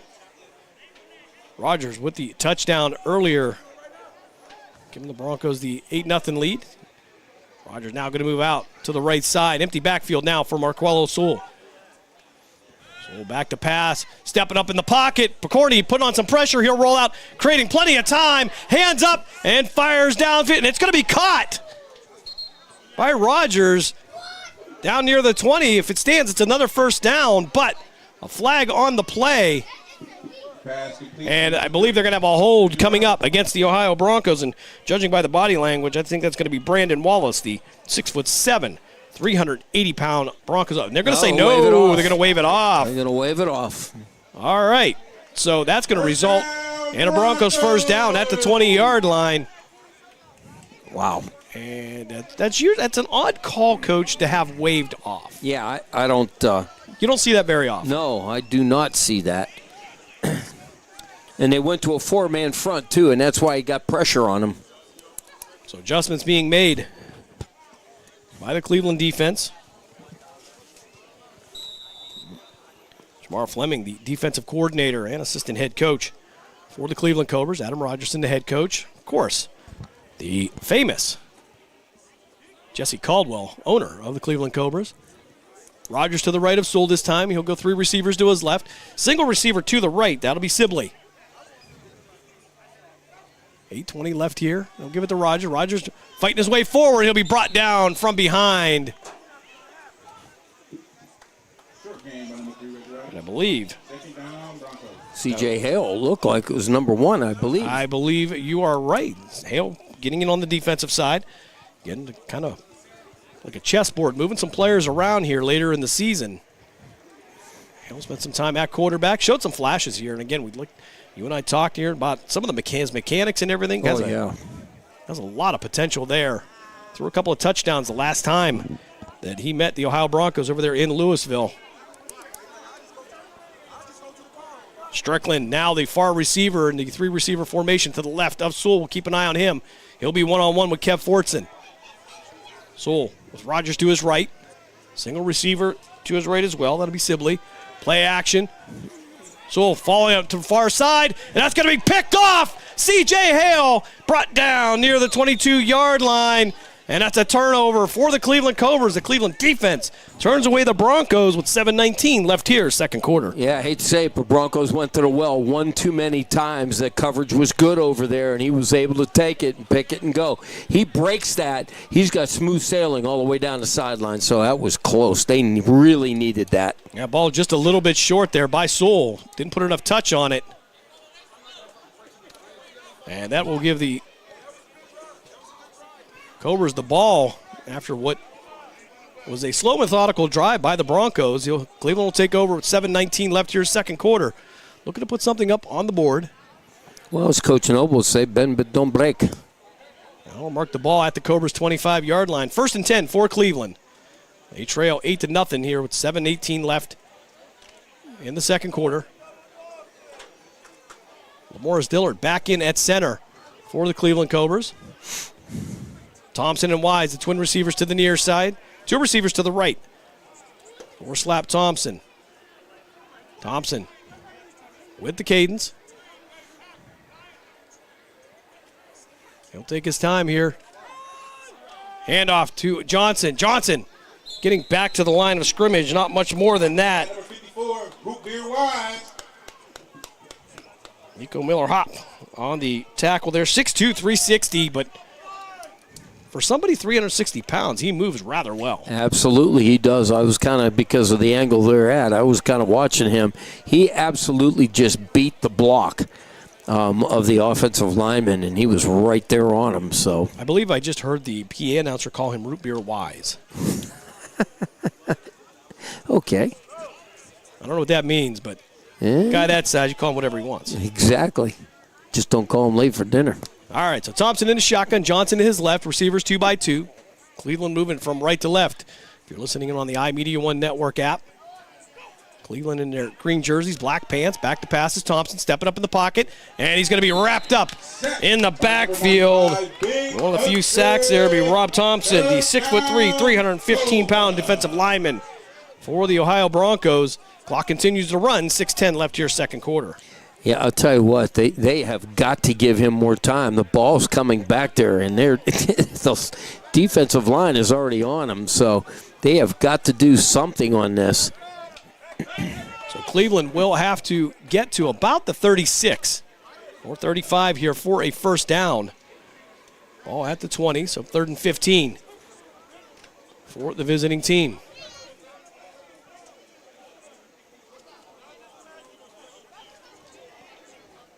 Marcus Thomas standing up to the right on that Ohio Bronco defense in a stand-up. Thompson in the shotgun.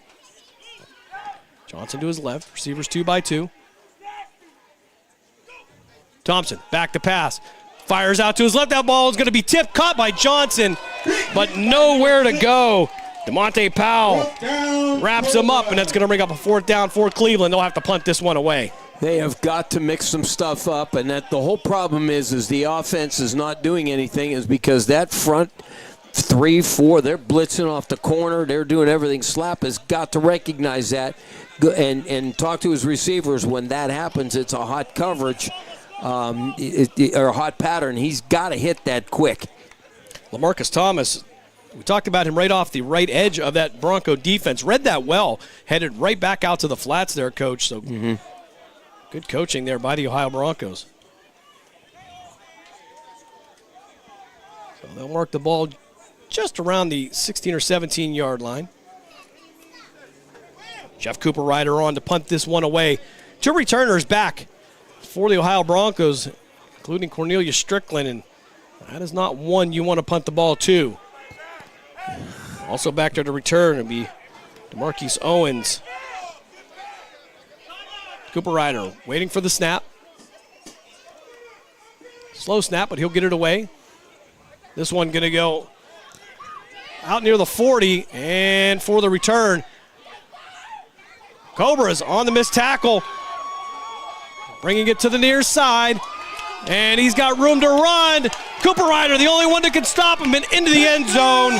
60-yard punt return for DeMarquise Owens.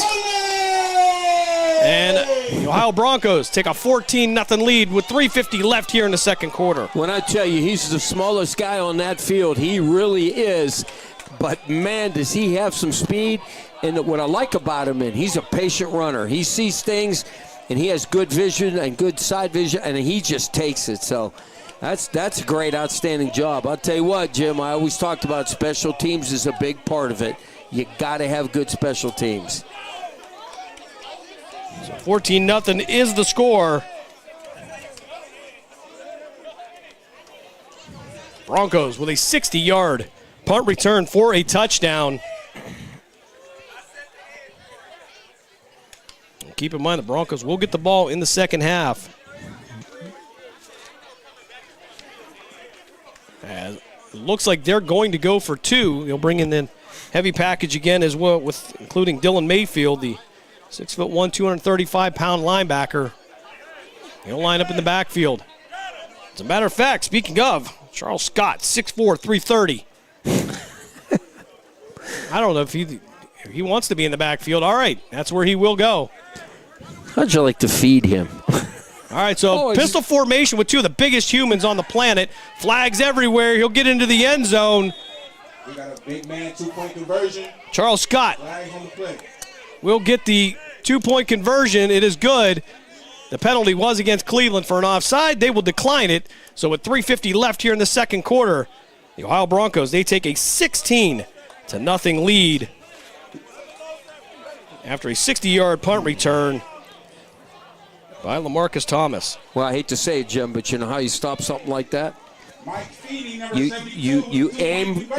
I don't want to sound like an idiot, but you aim low for him because that's the only way you're going to bring a man down like that. You cannot take him up high.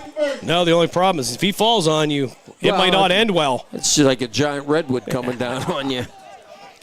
That is a big human being. 3:50 left here, second quarter. Broncos with a 16-0 lead. These two teams vying to take on the winner of the Steel City Bobcats and the Beaver County Arctic Bengals. All smiles on the face of Jimmy Dean Melton. As the Broncos actually overcame the turnover by the Cobras, turned them away, and now it'll be Shropshire to kick off. I think that Skalecki had the tee, and when he showed up, now they have a tee to kick off of. Because there was somebody actually holding the ball for Will Shropshire. That's probably what it was. And he is on the field. I believe he's a young, be in his 40s.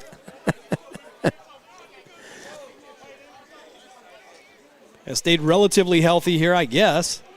They show 160 pounds. Yeah, that's fully equipped with some lead in his shoes. We've seen him even line up at center before. Oh, yeah. Well, he snapped the long snap, Jim. Yeah, so he's... You can put Danny anywhere. It's kind of like duct tape. Shropshire gets ready to kick this one off. It'll stay on the ground. It'll hit Gaddy. Gaddy picking it up, trying to find some room outside, and he'll be brought down near the 46 or 47-yard line. Omar Lopez Cruz on the tackle, the 6'2", 250-pound lineman. The ball hit Gaddy right in the chest. So Cleveland will start with decent field position. We'll see where they mark the ball. They'll mark it on the Cleveland side of the field. We'll call it the 47. 3:46 left here, first half. Broncos with a 16-0 lead. This is kind of following the same pattern as the first time that they met there in week 2. Yeah, absolutely. So Cleveland looking to put something on the board here before the half. Well, they got to get something going because they can't go down with 2 scores down and then Broncos get it in the second half. That could be dangerous. Baycoat, the receiver, to the near side. 3 receivers to the far side. Robinson now in at running back. Thompson in the shotgun. Thompson with the hard count, back to pass. Stepping up, fires downfield, and it's going to be overthrown. And the only one closest to it was Cornelius Strickland. And it'll bring up 2nd and 10 now for Cleveland. Yeah, Cleveland throughout the years lived and died on that long pass, but that just wasn't there. It was good coverage, and we can't tell from here, Jim, but it looked like he threw that out of bounds. So 2nd and 10 now for Cleveland. 3:40 left here, first half. Cobras looking to put some points up before the break. Robinson will remain at running back. 3 receivers on the far side. That'll be Thompson, Knight, and Wise. Baycoat, single receiver to the near side. Thompson in the shotgun, waiting for the snap. And we're going to get a whistle. Cleveland is going to take a timeout. 3:40 left here, first half. Broncos with a 16-0 lead. You are listening to Cleveland Cobras football here on Western Reserve Radio, part of the iMedia One network.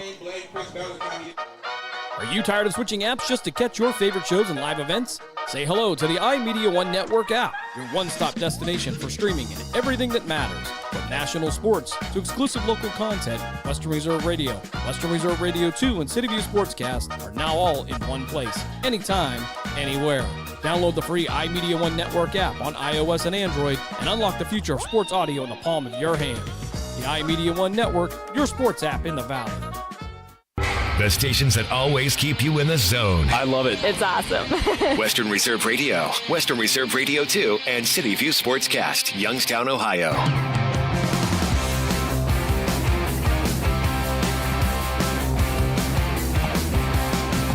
.340 left here, first half. Cleveland with the ball, 2nd and 10 at their own 47-yard line.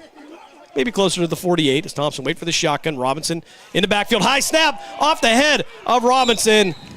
Thompson will recover, but he'll go down. That will go down as a sack. As the PA announcer said, root beer wise, Nico Miller Hop, the 6'2", 360-pound defensive lineman coming through. And we talked about earlier about the snaps. There we go. It bounced off the helmet. That's how high up it was. And a lot of the times, and I know we talk about this, it's that backside you got to keep a little bit low. Yeah, absolutely. Using that as your gauge. As that center will tell us. As the center who's done some things like that can tell you. Yeah. That's happened once or twice. Maybe even got a field goal out of one. As Thompson waits for the shotgun, Robinson to his left. Back to pass. Fires over the middle. And it's going to go through the hands of Tyree Knight. That'll bring up 4th down as Jeff Cooper Ryder will have to come on and punt this one away. 2:45 left here, second quarter. Broncos with the 16-0 lead. Yeah, the Cobras they're off today, and they just got to sit down, relax, come back out, and get it done. It's don't panic. 2 scores down. We've been able to get that back before. Danny Skalecki will come in as the long snapper. We mentioned him earlier. The long time. He'll come in on the punt return team. The long-time veteran at this level. Cooper Ryder. Marvin Germany back there as a protector. Malik Gaddy will be the gunner to the near side. Clock will continue to run. 2:37 left here, first half. As the former Toledo Rocket waits for the snap. Good snap back there. He'll get rid of this one. And that's going to be a high one. Brought back by the Broncos. He'll head out of bounds near the 40-yard line. Mike Love on the return. And that's where the Broncos will take over 1st and 10. 2:22 left here, second quarter. And for the Cobras, the defense. Going to have to bail that offense out again this week. That's kind of become the theme in a lot of these games. Yeah, but they got to slow this Bronco offense down. They held them out once, but then gave up another one next series. But they have got to shut them down, go in a half, 2 scores down, and regroup. But can't let them get 3 scores right now. That would not be good. 2 minutes in. Looks like 2:22 on the clock. I'll mark the ball at the 40, 1st and 10 for the Broncos, up 16-0. 2:22 left here, first half. 3 receivers to the right of Sewell in the shotgun. Shropshire to his left hip. Single receiver to the far side. That'll be Magny. Cam Wells now stand up on the left side of that Cleveland defensive line. And Cleveland is going to take another timeout. 2:22 left here, second quarter. Broncos with a 16-0 lead. We'll step aside for a quick timeout. You are listening to the PAFL playoffs here on Western Reserve Radio, part of the iMedia One network.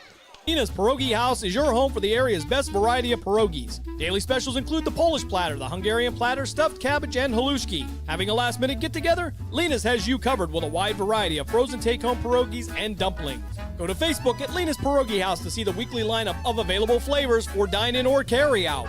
Catch the best at Lena's Monday from 10 a.m. to 4 p.m. and Tuesday through Friday from 10 a.m. to 8 p.m. 20 North Main Street in Hubbard, or call 234-254-8532. Back to action here in Akron. 1st and 10 for the Ohio Broncos at their own 40-yard line. Home team up by a score of 16-0. And Sewell now waiting for the snap. Shropshire to his left. Back to pass, looking out to his left, fires, and it's going to be incomplete. I think the pass was intended for Magby, but I think he and Sewell were not on the same page with that one. Well, hell, I'll tell you what, it looked like he got a hand on it. And I just noticed a number 12 out there, Coach, Robert Littlejohn, back in the center of that Cleveland defense. Oh, boy, they needed him. Maybe, you have to understand, listeners, that sometimes these guys work on Saturdays. They have commitments. This is just fun time, but they have full-time jobs. So I would imagine that's what it was. All right. So 2nd and 10 for the Broncos. Hill and St. Clair, the defensive personnel to the near side here. So back to pass. Fires over the middle. That one's going to be caught. That's going to be Asian Burt working his way back to the outside. He'll slip one tackle and knocked out of bounds. On the Broncos sideline, just past the 45. And that'll be plenty enough for an Ohio Broncos first down. Yeah, I'll tell you what, it was a good running catch. But the linebackers have got to watch that back coming across the backfield. So 2-minute warning. All right, timeout here. Shows 1:46 up on the clock, but 2-minute warning here. We'll keep it right here for a second, Coach, here as we get ready for the halftime break here. But for Cleveland, struggling on both sides of the ball. Yeah. Kind of regressed a little bit over the recent weeks that we've seen them. but not out of the game by any stretch of the imagination. Down 16-0, an entire second half to go, and we saw them against the Cleveland Rams down 2 or 3 scores at that point, fought their way back, couldn't pull that one out, but not beyond the realm of possibility, but it's going to be about execution there in the second half and making those adjustments. Yeah, not only that, Jim, they have got to stop this drive. They cannot let them go in with 3 scores down at the half. I'm not saying it's impossible, but the way their offense and defense has looked, it's just not looking real healthy for the Cobras. But they can get it done. They have got to draw the line in the sand, and they have got to get it done. That's all. So 1st and 10 from the Cobra 44-yard line. Broncos with the ball. Clock showing 1:46 here in the first half. Kyle Broncos getting touchdowns in the first quarter from Rogers, making it an 8-0. And it'll be Owens on a 60-yard punt return that would give the Broncos a 16-0 lead. As Marquello Sewell have 3 receivers to his right this time. Single receiver to the far side. That'll be Will Shropshire at the running back position still for the Broncos. Clock will start on the snap. And Sewell with the count. Back to pass. Under pressure. And a Donovan Borman gets right through. And he'll get the sack. And really the first time that they've really got any serious pressure on Marquello Sewell. And Donovan Mormon smothers him. Oh, Donovan Mormon just ran over his guy. That is what they needed. They need something like this defensively to keep knocking them back. That was a great job. So they'll mark this at the 45 on the Broncos side of the field. Clock continues to run. 1:12 left here, second quarter. Broncos with a 16-0 lead. Reggie Rogers will check in for the Broncos. And they're in no hurry. Well, very methodical. But when you're up 16-0, kind of a calmness, I'll tell you that much. Well, after that big sack, but you know what they can do very quickly. Sibley, Magby, and Perrine will be the receivers to the right. Marquello Sewell. Sewell back to pass. Stepping in the pocket, fires over the middle, and it's going to be tipped and knocked away. Clay Harris in there with a hand on it. And that's going to bring up 3rd down now for the Ohio Broncos. Just about, 28 seconds left here in the first half. Yeah, I don't know if that was T.J. Johnson back there with them. I know that would be Nico St. Clair, the other 7, Coach, okay. Because we have multiple numbers. It's a 7, but okay. One of the entertaining parts of this level. Yeah, absolutely. As a matter of fact, I thought one game I saw 49 out there for the Cobras, and I knew for a fact it wasn't Craven because he was standing next to me. Wearing one of those sought-after jerseys, I'm sure. That's eBay bound. Strickland will be the outside receiver to the far side in the twin formation this time for the Broncos. Sewell with the handoff to Ross. Wells trying to hem him up, couldn't wrap him up. Green tried to slow him down, and he'll get some help from Abe Taylor and company as they will make their way just about to the 48-yard line. They will need to get to the 35 for a first down. Clock continuing to run here with 5 seconds, and I think they're just going to let this one run out as we come to the end of the first half here in Akron. The Ohio Broncos will take a 16-0 lead into the locker room. We're going to step aside for a quick timeout. When we come back, we'll get you a scoring recap and see if we can't get you some more information from the other side of this playoff bracket. You are listening to the PAFL playoffs here on Western Reserve Radio, a part of the iMedia One network.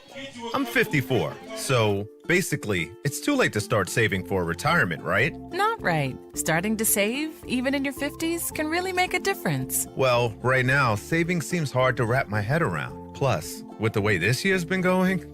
Hey, listen, it's okay. You still got this. Just go to aceyourretirement.org. It's an online tool from AARP that can help you get your retirement savings on track no matter your age. It's free and only takes about 3 minutes. I like 3 minutes. Yeah, at aceyourretirement.org, you'll chat with Avo, the friendly digital retirement coach. Just answer a few questions and you'll get a personalized plan and tips to help boost your retirement savings. Tips that are easy to understand and tailored to your lifestyle. I like that too. Plus, it's sponsored by AARP, so you know they got your back. Just head to aceyourretirement.org and make your plan to start saving for retirement. Thanks. That's aceyourretirement.org. A message from AARP and the Ad Council.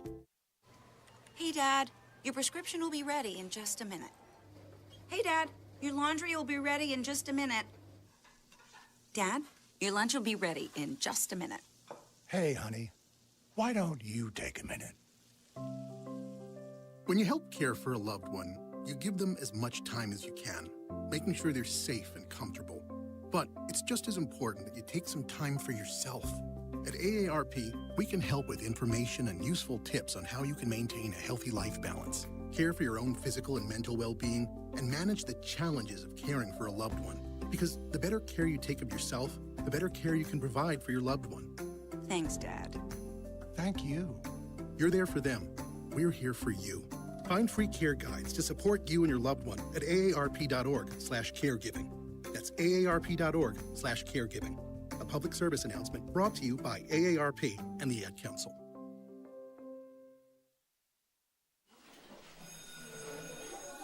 All right, class. Let's hear what everyone did this weekend.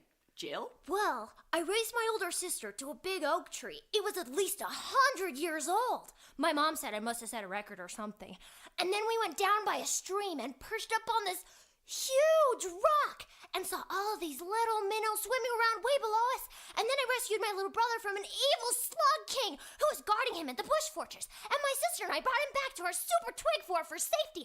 And then we all laid out and told stories until it got dark. And the Big Dipper led us all the way home. Wow. Awesome. Where were you, Jill? Yeah. We went to the forest. It's not that far away. Anyone want to come this weekend? Ask your parents to take you and your friends to the forest this week and find the fun, adventurous you. It's closer than you think. Check out discovertheforest.org.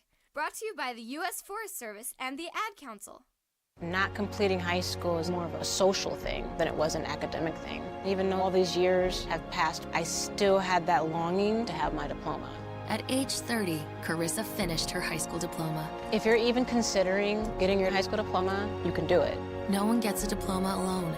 If you're thinking of finishing your high school diploma, you have help. Find free adult education classes near you at finishyourdiploma.org. That's finishyourdiploma.org. Brought to you by the Dollar General Literacy Foundation and the Ad Council. Lena's Pierogi House is your home for the area's best variety of pierogies. Daily specials include the Polish platter, the Hungarian platter, stuffed cabbage, and halushki. Having a last-minute get-together? Lena's has you covered with a wide variety of frozen take-home pierogies and dumplings.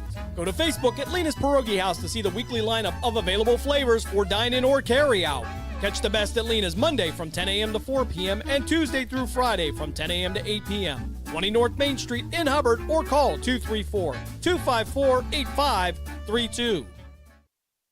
What I know about courage, I learned from my adoptive mom. She said sometimes you just gotta hold on and know we'll get through this.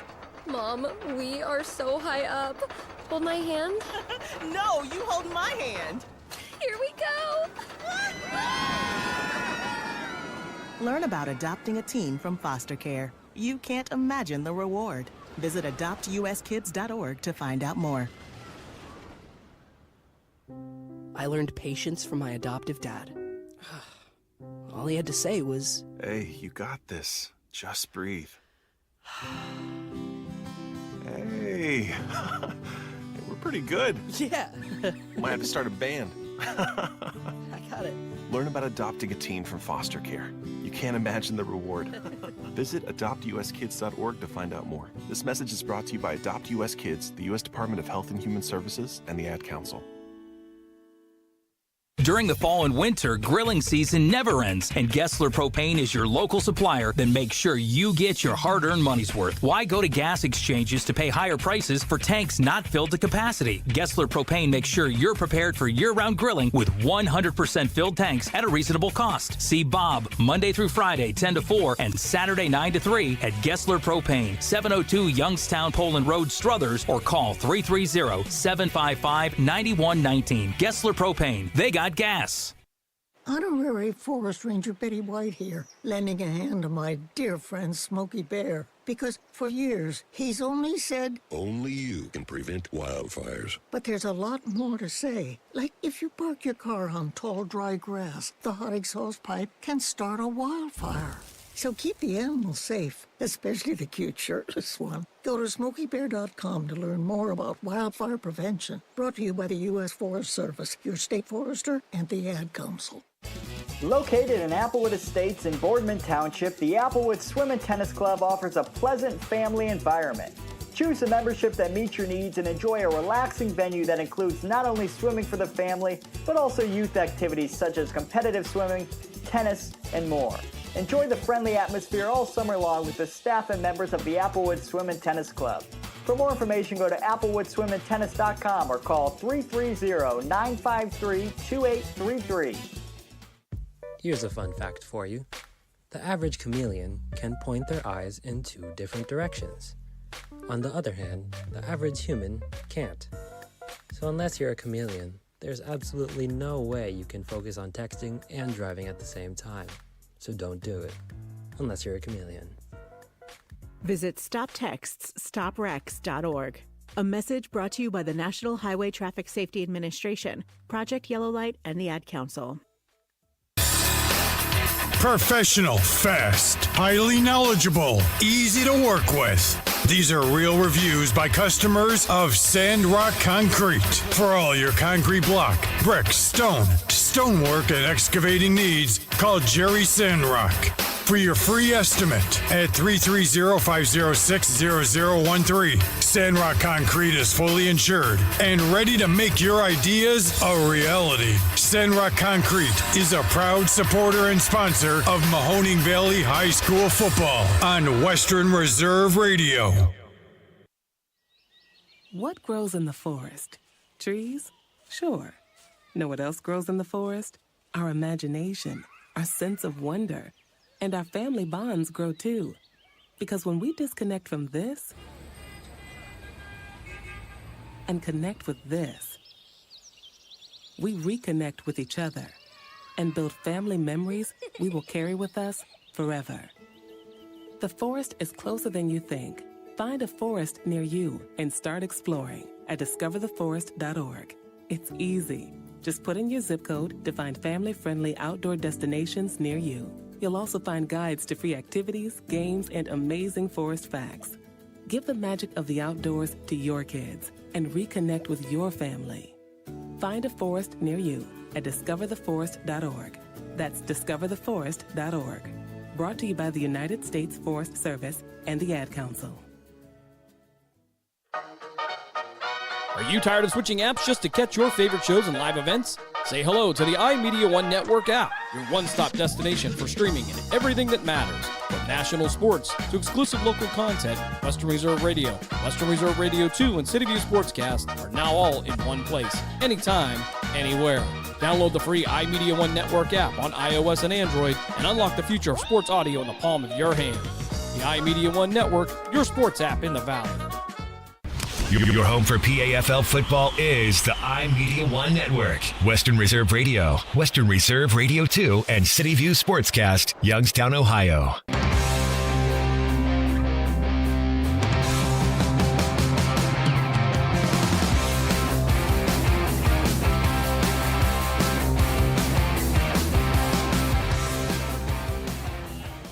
Halftime continues here in Akron as the Broncos take the 16-0 lead into the locker room over the Cleveland Cobras.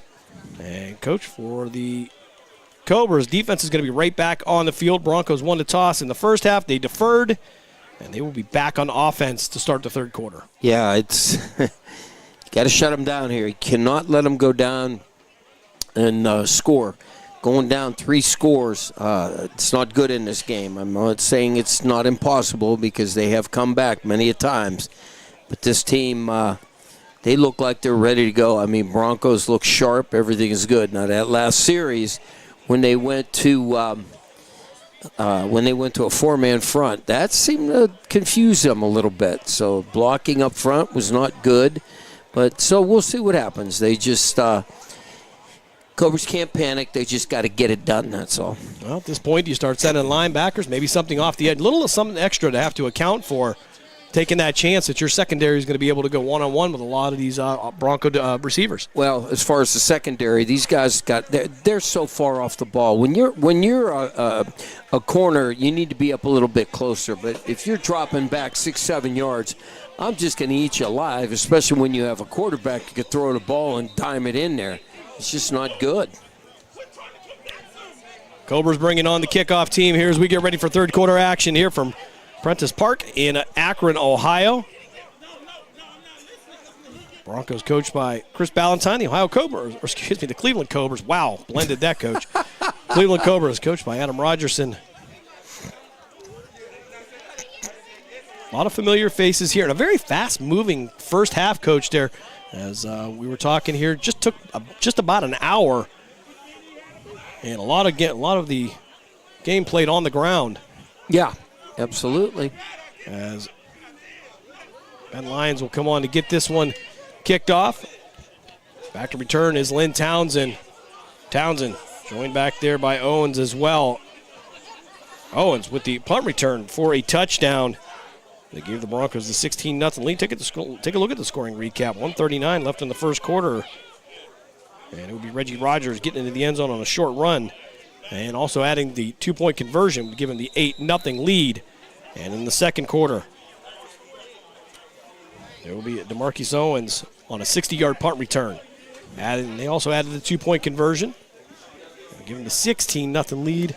Here in the third quarter, Lions will kick this one deep. And it's going to head out of bounds near the 20.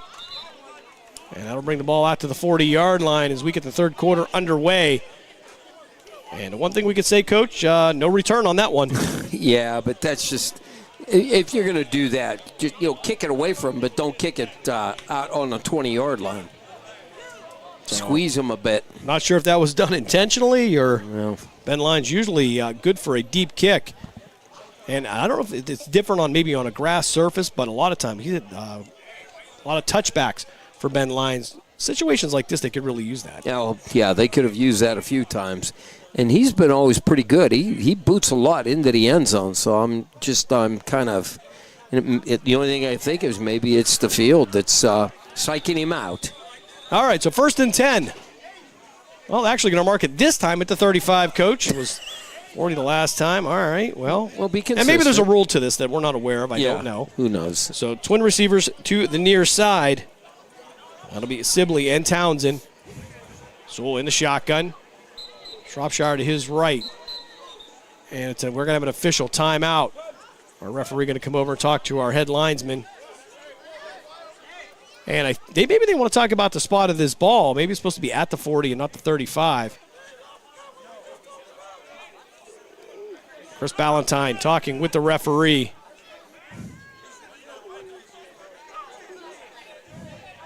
I think there was a question about it, but that's sitting there moving the sticks. All right, so I got something right there, Coach. Yeah, absolutely. So 1st and 10 at the 40-yard line. Just underway here, third quarter. Still 15 minutes up on the board after the ball was kicked out of bounds by Lions. Sewell in the shotgun, Shropshire to his right. Twin receivers to each side now for the Broncos. Broncos now moving right to left if you are listening in on the iMedia One Network app. Sewell with the handoff, Shropshire, and he's going to be knocked down, Lightfoot. Going to shift him over there after a couple-yard gain. It'll bring up second down now for the Broncos. Yeah, and there's a new name that came in. We haven't seen him in the first half either, so he's in there. Yeah, Lightfoot coming in on that rotation. Arthur Green in there as well, Quentin Wells. as well as Ambrose Picorni. Picorni's been relatively quiet by Picorni standards. Yeah, well, now that they're going to a four-man front, I've watched them chase some guys down. Once they're with the four-man, that has made a big difference for him because they're not going to be able to double team. They got to double team one, so we'll see how that goes. We'll call it 2nd and 9, maybe 2nd and 8. As Sewell waiting for the snap, receivers 2-by-2. 14-10 left here. Hand off to Shropshire. Shropshire trying to get to the outside. Picorni tried to wrap him up. He'll get some help from Malik Gaddy and finished off by C.J. Hale. That was a good job by Picorni. He had him. He was getting blocked through that big arm out there, slowed him down, and then the rest of the team was over there for the scrapings and got him down. So you are 3rd down and I'm going to say probably 7-ish. So 3rd and 7-ish is what we'll call it. 13:47 left here, 3rd quarter. Broncos with a 2-score lead. As they'll go twin receivers again with Townsend and Sibley to the left of Sewell. Twin receivers to the far side. That'll be Magby on the outside. Sewell waiting for the snap. Play action, back to pass, under pressure. Going to be wrapped up, ball on the ground. And Shropshire is going to pick it up, but they're going to say that Sewell was down. And that should be a sack for Ambrose Picorni. They get some pressure on there and a little slow to get up as Bryce Owens. But he is back on his feet. And we just talked about that. Picorni, he's getting in there. He's disrupting. That four-man front has made a difference, and now it's doing one-on-one with those guys up front. And they're either a little confused or they cannot handle one-on-ones with some of these guys. And you start to wonder, as I watch the body language of the Ohio Broncos offensive line, are they starting to get fatigued? You know what, Jim? I did notice that. They're starting to slow down. So it's 4th down. They're going for it. They have So right now it's only dropped 1 degree, 87 degrees here in Akron. Very humid as they'll go receivers 2-by-2. Shropshire, the running back, to the left now of Sewell. Actually 4th down. Yeah, and about 6. So they're going to go for it on 4th down. And Sewell going to take a timeout. 12-11 left here, 3rd quarter. Broncos take a timeout. We'll step aside as well. You were listening to Cleveland Cobras football here on Western Reserve Radio, part of the iMedia One network. Are you tired of switching apps just to catch your favorite shows and live events? Say hello to the iMedia One Network app, your one-stop destination for streaming and everything that matters. From national sports to exclusive local content, Western Reserve Radio, Western Reserve Radio 2, and City View Sportscast are now all in one place, anytime, anywhere. Download the free iMedia One Network app on iOS and Android and unlock the future of sports audio in the palm of your hand. The iMedia One Network, your sports app in the Valley. Your home for PAFL football is the iMedia One Network. Western Reserve Radio, Western Reserve Radio 2, and City View Sportscast, Youngstown, Ohio.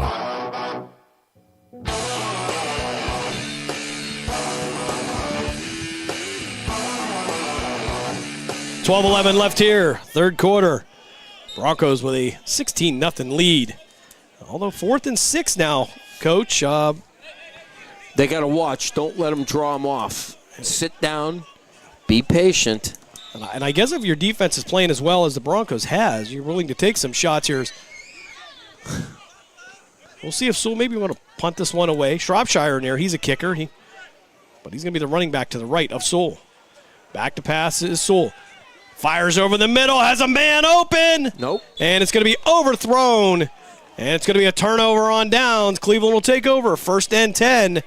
On the Broncos side of the field, 12:04 left here, 3rd quarter. And the Broncos taking a shot at it there. And, again, feeling very comfortable with having their defense on the field. Yeah, but their offense in the last 2 series has really not done anything, Jim. I would have punted the ball and kind of pinned them back, go for field position. But right now, Cobra's got all the opportunity right now to go down there, pack a score on them, and let's go. So the ball actually going to mark right around the 43, give or take a few inches here. Thompson in the shotgun. Johnson will remain the running back here. 3 receivers to the far side.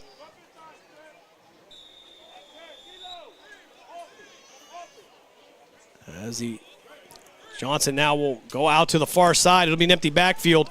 Quick pass out to Wise. It'll go off his fingertips and fall harmlessly to the turf.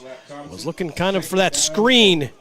Couldn't get to it. That'll bring up 2nd and 10 now for Cleveland. Yeah, I think that should have been caught, but it was a little bit high by Slap. He threw it up there, but you get your hands on it, you should be able to pull that one in. So this is going to get real interesting right here.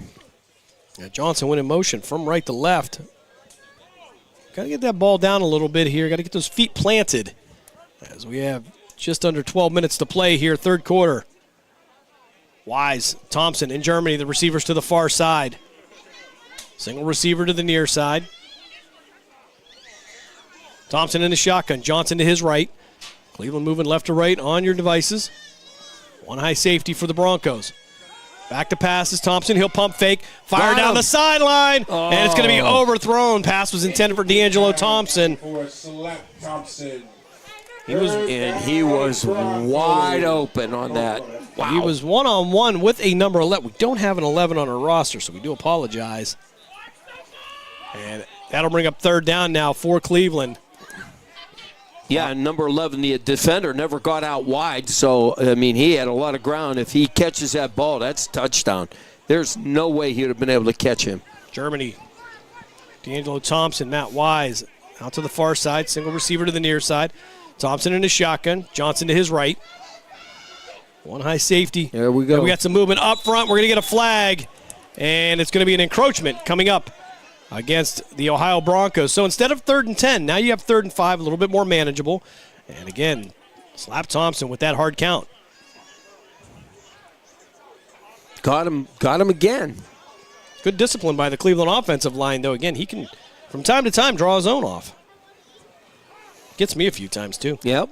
Valentine's complaining like, well, that wasn't us, even though the end guy was standing even with the offensive line. That wasn't us. Good effort by head coach Chris Ballantyne. Yeah, it ain't going to work. You got to give it a shot. Yeah, never.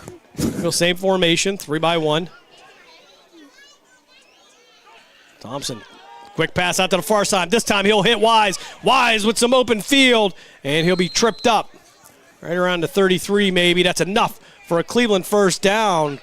Clock continues to run. 10:33 left here, third quarter. Yep, they got a first down on that. That's a good thing. That's it. Be patient now. Do not go to the well. Mix it up a bit. Take what they give you. So we'll call it the 32.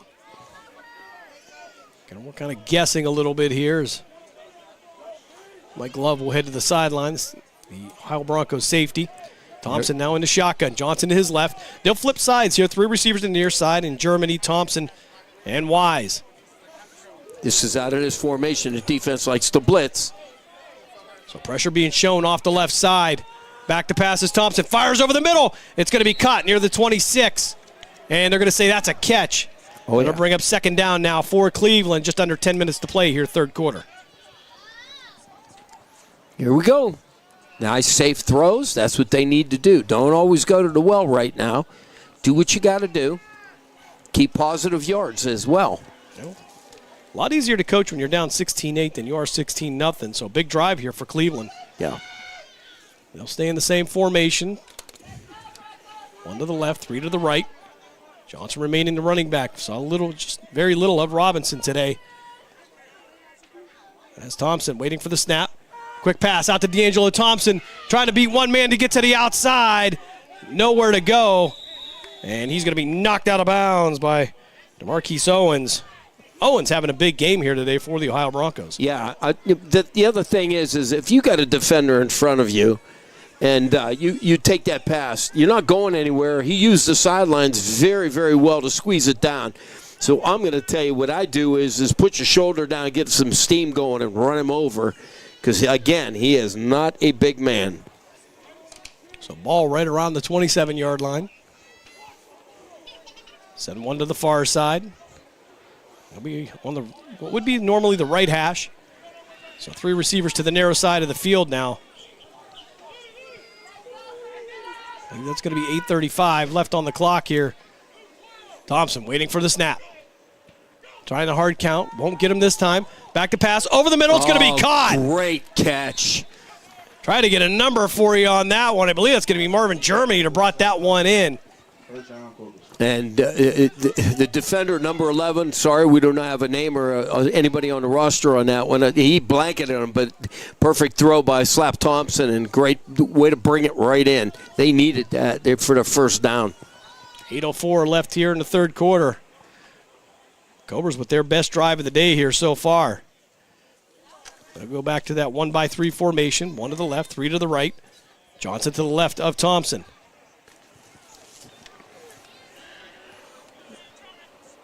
Trey Carr pointing out something in the back of the Broncos linebacker core. High snap. Bring it down. Thrown into the corner of the end zone. Looking for Matt Wise. And he won't be able to bring it in. We got a flag on the play. Now the question is, who is it against? Did Matt Wise push off? It didn't appear to me, Jim, but I can't tell from this distance and this angle. I'm going to say push by the defense. Well, judging by Wise's reaction, I guess this is going to be on the Broncos. Oh, no, it is going to be on the Cobras. Okay. Wow. Yeah, wow. And I was questioning that. I thought maybe that's what they were going to call it, but that'll be a 10-yard penalty. That'll send them back. Clock stopped with 7:36 left here, third frame. I'll remind you, coming up here, August 22nd, we kick off the Ohio high school football season as the Liberty Leopards will head over to Campbell to take on the Red Devils. Mark Means, Dave Clark, Dave Ferris, bringing you all the action here, week 1 of the much beloved high school football season here in Ohio. So the 3 receivers to the right. Matt Wise will be the single receiver to the far side. Thompson remain in the shotgun. Johnson to his left. Clock starts now. 7.5 left here, third quarter.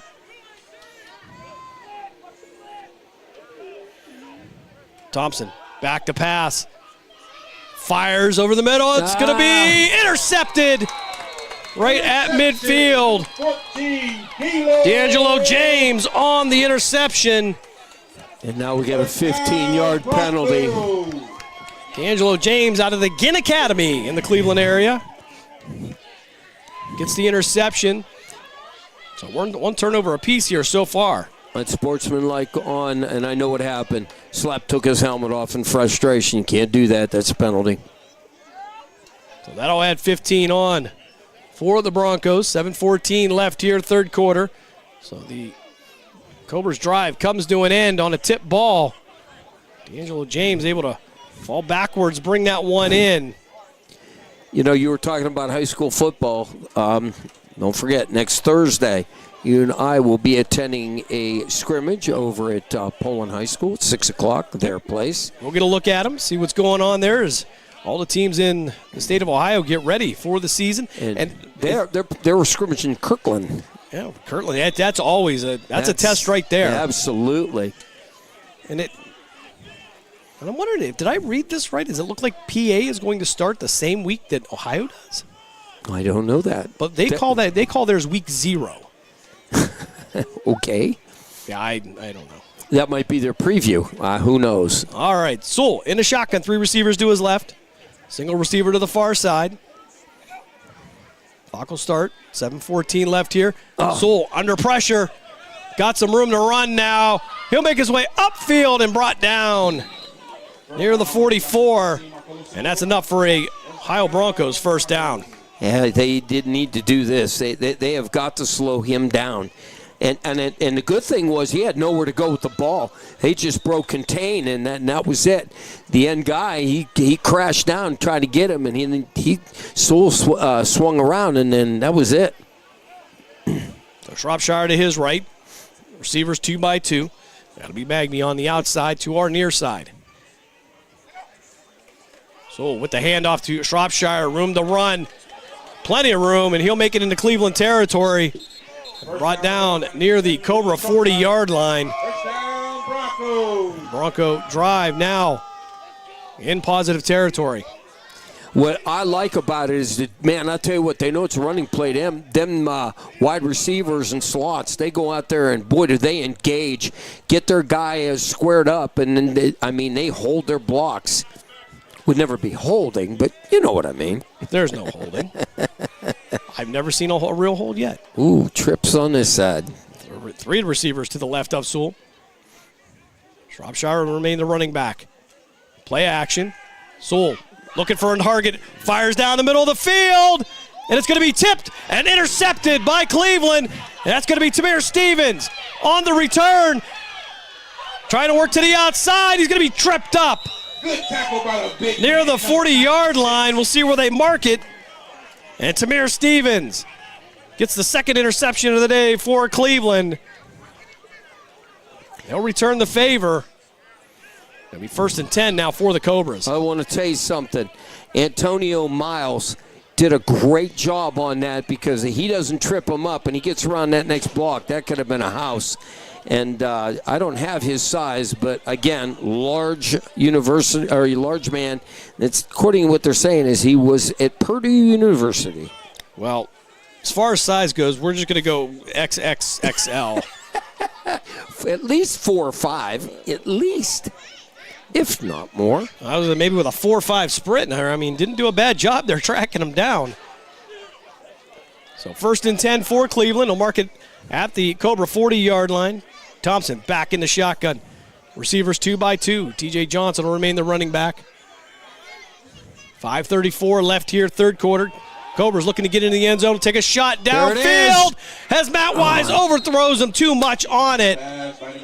He was one-on-one with Gladney. I believe that was going to be Gladney there at the cornerback position for the Broncos. Slap is just about 2 yards too much on every one of his throws.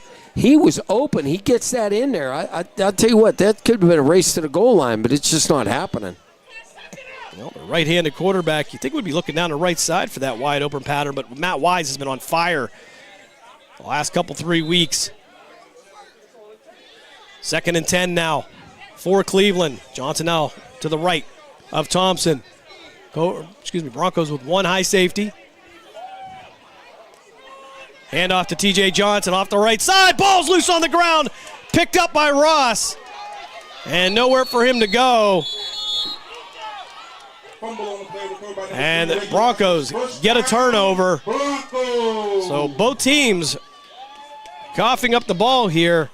Interceptions, fumbles everywhere. Getting a little bit sloppy here third quarter. Yeah, absolutely. That's called fatigue, and that's probably what's happening. He just flat out dropped the ball. Oh, my Lord. Well, try to fight for some extra yards. Ball hits the turf, and Broncos with the first down. Yeah, they got it. So now it's up to the defense. Try to slow them down or stop them at this point. Yeah, Coach, you and I, we will be back at the high school level there on August 23rd, as we will have the Poland Bulldogs traveling to Salem, Ohio to take on the Quakers. Mm-hmm. Thank you to Mr. Freeman there. Just got a message from him over there giving us the thumbs up for our Week 1 matchup. It's good.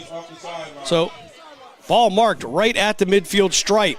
Twin receivers to the far side. That's going to be Sibley and Burt. Twin receivers to the near side. Sewell in the shotgun. He'll give it to Ross. Ross fighting forward. He'll break a couple tackles. Ball loose. And it's Tamir Stevens with the second turnover of his day. And maybe the hand's getting a little bit sweaty out here, Coach. The ball just popping out. Well, you know what, Jim? I watched somebody punch the ball. So he didn't just drop it. Somebody went in there, as you were always taught, and pop it. Well, we'll see if we can get a look here as Ross. And that's going to be Malik Gaddy punching that one out. Yeah. So great job by the part-time running back, now full-time linebacker, as they'll mark the ball at the Cleveland 35-yard line. 5:01 left here, third quarter. Broncos with a 16-0 lead. Cleveland going to have to do something here on this drive. Hard to coach when you're down 16-0. Just run your offense. You have plenty of time when you come out. That's all. You're doing great. So Thompson in the shotgun. Robinson now at the running back position. He'll be to the left. Receivers 2 by 2 for the Cobras. Angelo James showing some pressure for the Broncos. Quick pass out to the far side. Wise again. Thrown high. And that high pass is slowing down Wise, trying to get upfield. And that'll bring up second down now for Cleveland. Yeah, because what's that doing is it's slowing the whole play down. He's got to get that ball down into the numbers. He keeps throwing things so high that these guys ain't got a shot. And by the time they bring it down, even if he would have caught that, he'd have got drilled because there was a guy right there coming down. So Slap Thompson trying to get those feet set as Wise and D'Angelo Thompson are receivers to the far side. Baycoat and Germany to the near side. 2nd and 10 for Cleveland. 4:47 left here, third quarter. Slap Thompson with the hard count. Stepping up in the pocket, getting it out to Baycoat.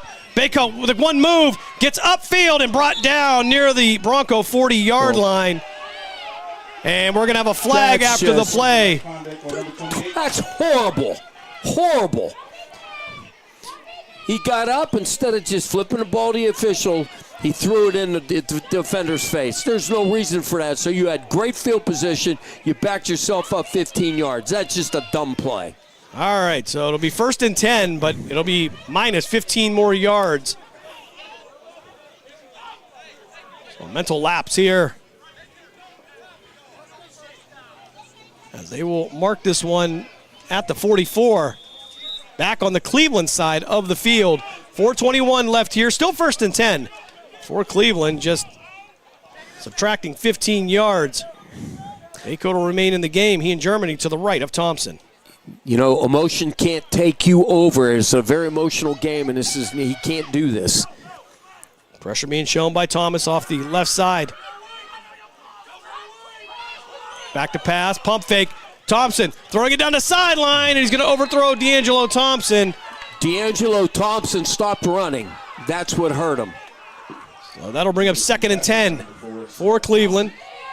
Clock continues. We'll stop with 3:54 left here, third quarter.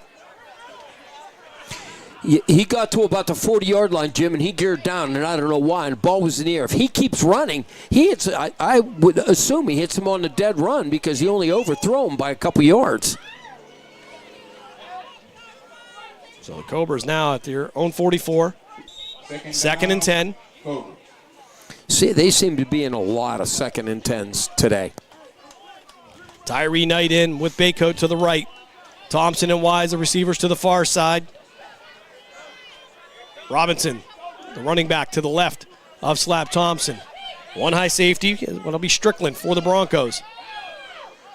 Clock running, 3.5 minutes left here, third quarter. Quick pass out to Baycoat. Baycoat trying to slip a tackle. He'll actually go backwards and may have made his way back to the original line of scrimmage. Nowhere to go. Because you had 1, 2, 3, 4, 5 guys, 6 guys, as soon as he caught the ball, were right there. Yeah, Owens there to lead the charge for the Ohio Broncos. Owens having quite the day here. Yeah. Defensively, has a punt return for a touchdown. Clock stopped with 3:23 left here, third quarter. They'll mark the ball at the 45. So actually, Coach, looks like they're going to give him credit for maybe a pickup of a yard. It was at the 44. Somehow I don't know, but all right. Left foot, right foot? Yeah, it didn't look like he even got that far, but, who knows. Knight, Baycoat to the near side. Twin receivers to the far side as well. That'll be Thompson and Wise. Robinson will remain into the game to the right of Slap Thompson. Flag on the play. Quick pass out to the far side. We're going to have a false start coming up against Cleveland. It'll make it 3rd and 15. As they'll push this one back 5 with under 3 minutes to play here, third quarter. 2:53 to be exact. Well, and you know what, Jim? They got plenty of time here. Plenty of time. And that was going to be Baycoat. I think they're going to call the penalty on as I watched the replay here. Flinched just a little bit, but it was enough. You know that. They're gonna, if you do that, you're pointing at them, and you're going to get that call. Trying a little influence on the officials. Clock running now, 2.5 minutes left, third quarter. Receivers 2 by 2. D'Angelo Thompson and Matt Wise to the far side. Keyshawn Baycoat. Tyree Knight to the near side. Thompson in the shotgun. Back to pass. Looking out to his left. Pump fake. Steps up in a pocket. And he's going to be wrapped up and brought down. Nowhere to go. As the Broncos get the sack. I believe that's going to be the second sack of the day for D'Angelo Thompson. For Slap Thompson. So now we got 4th and a mile, so obviously. Yep, they would have to get to the Bronco 45-yard line for a first down, but it'll be Jeff Cooper Ryder that will come on to punt this one away. Still trying to play the field position game here. Clock showing 1:35 left here, third quarter.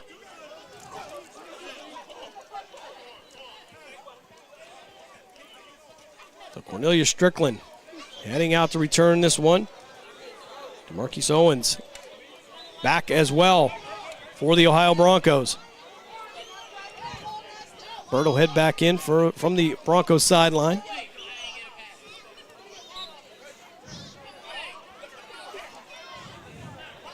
Interesting formation here, Coach. We got player to the left here. He'll step up now, actually. I think that'll be Tamir Stevens. He'll get this one off. That's where he needs to kick it. Good and this job. one will hit at the 30. Picked up. And brought to the far side. Strickland going to throw a block. That's a pick back. And Owen's going to be brought down at the 40-yard line. McCorney in there for the Cobras. With 44 seconds left here, third quarter, but a flag on the play on the backside. It was a pick back, Jim. He came from nowhere and he picked back on a Cobra player, and the official was right there on it. All right, so that will wipe out a great return by Owens, and Owens with the punt return for a touchdown in the second quarter. 44.9 seconds left here.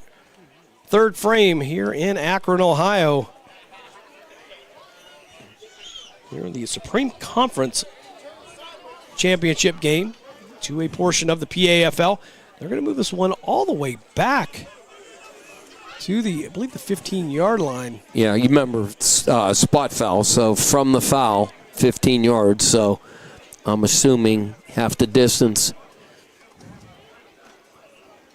So 1st and 10 for the Broncos. Again, just under 45 seconds to play here, third quarter.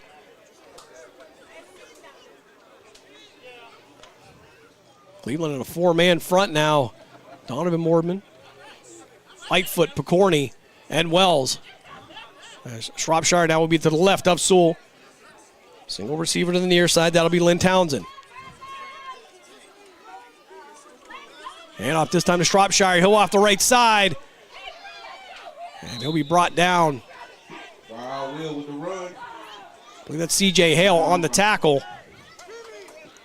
He'll be assisted. I see 16 out. Is that Deontay McDonald? McDonald's been bumped up. If it is, it's good to see him back out there as the clock hits the 20-second mark. We'll see if they're going to run another play here, third quarter. No, they're sitting on it. I doubt that they'll. And they're going to let this one run down the last 10 seconds of the third quarter after 3 here in Akron. The Ohio Broncos will take a 16-0 lead into the fourth quarter. We'll step aside for a timeout. You are listening to the PAFL playoffs here on Western Reserve Radio, part of the iMedia One network. During the fall and winter, grilling season never ends, and Gessler Propane is your local supplier that makes sure you get your hard-earned money's worth. Why go to gas exchanges to pay higher prices for tanks not filled to capacity? Gessler Propane makes sure you're prepared for year-round grilling with 100% filled tanks at a reasonable cost. See Bob Monday through Friday, 10 to 4, and Saturday, 9 to 3 at Gessler Propane, 702 Youngstown Poland Road, Struthers, or call 330-755-9119. Gessler Propane. They got gas. Someone's got to set the tone out there, boys. Someone's got to set it. The station that sets the tone for Youngstown Phantoms hockey is Western Reserve Radio. WRTV, The Scourge. The stations that are always ahead of the game. Western Reserve Radio. Western Reserve Radio 2 and City View Sportscast. Youngstown, Ohio.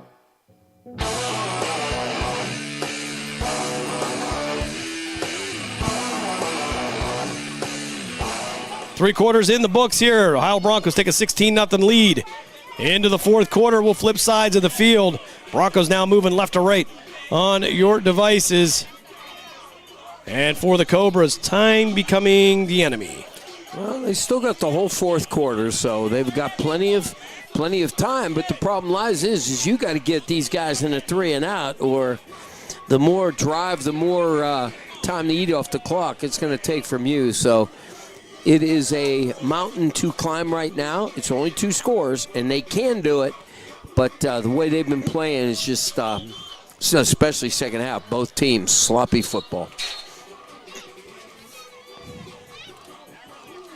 So second and about 4, maybe 5 for the Broncos as we get this fourth quarter started here in Akron, Ohio. Broncos going to go receivers 2 by 2. Shropshire, the running back, in the backfield with Marquello Sewell. Sewell, the Akron University product.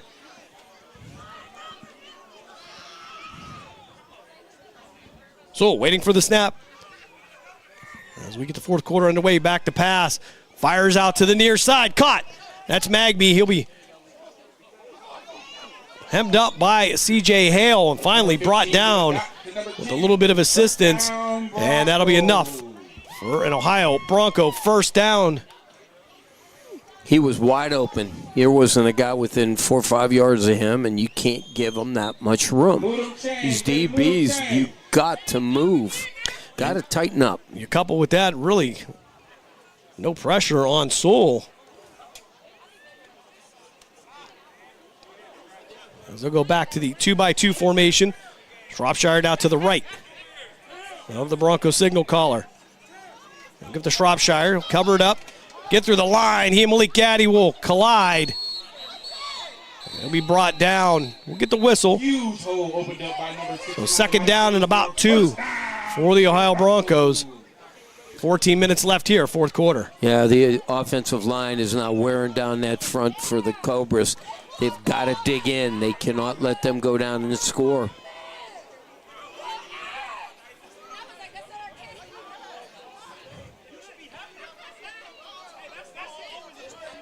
So Colley will be the receiver to the near side. They'll have Perrine in the slot. Sewell in the shotgun. Shropshire to his right. Receivers 2 by 2. Back to pass. Firing over the middle. And that's going to be intercepted. Hill's going to bring this one back to the midfield stripe. And Cleveland gets a turnover. Their third interception of the day. And an opportunity for good field position. And that comes with 13:25 left here in the fourth quarter.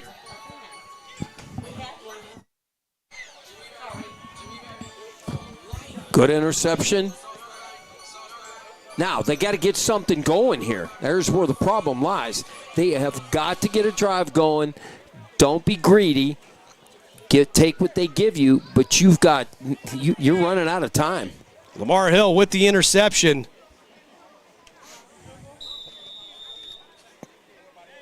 Gives the Cobras a good starting point here at the midfield stripe.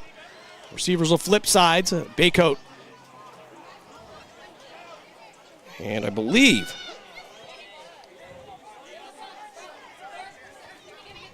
we'll have Slater to the right side this time. Twin receivers on the near side. That'll be Wise and Thompson.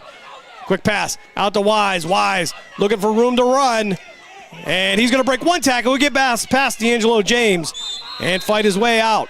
Past the 45, down near the 42-yard line, maybe the 43. As one of the Cobra linemen slow to get up. It'll be Vargo. He'll get right back to the line. Cleveland going up-tempo. Clock at 13 minutes. Slater and Baycoat to the near side. Angelo Thompson will line up tight. Thompson back to pass. Taking a shot downfield. Got it. And it's going to be caught by Wise. Is he in? From our angle, it will be a catch inside the 20-yard line, right around the 15. And the Cobras in the up-tempo offense are going to go right back to the line. All right, fans. The Broncos need y'all help get on your feet for this defensive stand. Let's go, Broncos! Wise, single receiver to the far side here, and I believe the Broncos are going to take a timeout. 12:30 left here, third quarter. Cleveland on the drive, but the Broncos with a 16-0 lead. We'll step aside for a quick break. You're listening to PAFL Playoffs here on Western Reserve Radio, part of the iMedia One Network. Nina's Pierogi House is your home for the area's best variety of pierogies. Daily specials include the Polish platter, the Hungarian platter, stuffed cabbage, and halushki. Having a last-minute get-together? Lena's has you covered with a wide variety of frozen take-home pierogies and dumplings. Go to Facebook at Lena's Pierogi House to see the weekly lineup of available flavors for dine-in or carry-out. Catch the best at Lena's Monday from 10 a.m. to 4 p.m. and Tuesday through Friday from 10 a.m. to 8 p.m. 20 North Main Street in Hubbard or call 234-254-8532. Your home for PAFL football is the iMedia One Network. Western Reserve Radio, Western Reserve Radio 2, and City View Sportscast, Youngstown, Ohio.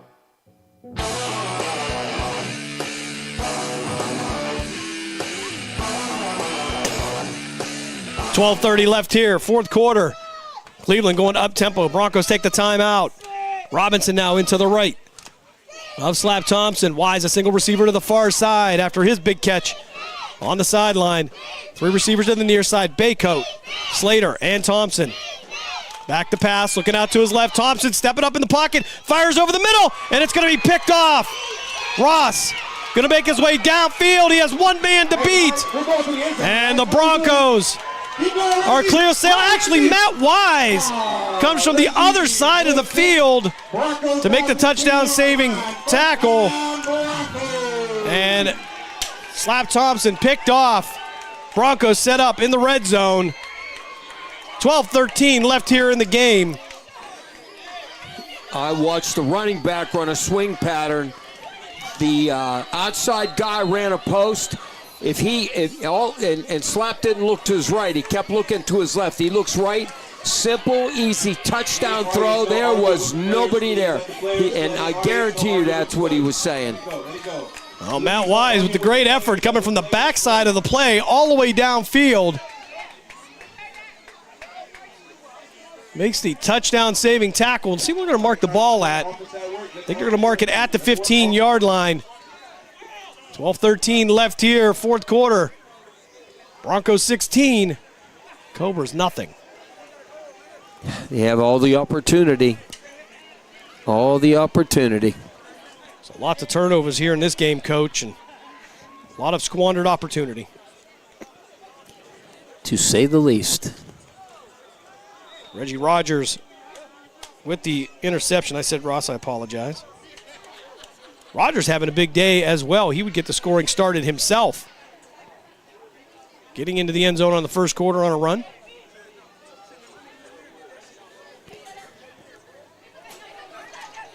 So first and 10 for the Broncos at the Cobra 15-yard line. Danny Skalecki in at center. Talked about.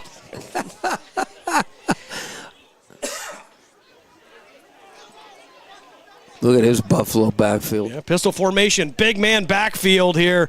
As Sewell got to hand this off the right side, and they'll bring him down to the right side. Charles Scott on the carry. 6'4", 330.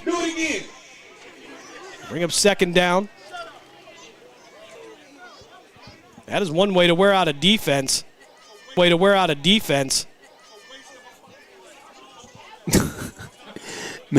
Mr. Ballantyne is being a little verbal. They want to run the big man again, and he's back there. So 11:45 left. Buffalo backfield, as we call it at Cheney High School. Mack and Scott back there somewhere in the backfield of Shropshire, but it's hard to tell with those two big guys. You might lose Shropshire behind them. Let's see if they give it to Will Shropshire. I don't know if any of the Cobras are going to know. There it is. Pitch to the outside. We're going to have a flag, and he'll fight forward, but flag on the far side of the field. And what do we have, an illegal formation? Yeah. And the illegal procedure against the Ohio Broncos. They're going to say false start, but I believe they're indicating maybe a. It said legal procedure, so I think they're saying because of alignment. But the thing about it is the clock ran down to 11:18. You're not going to get that time back.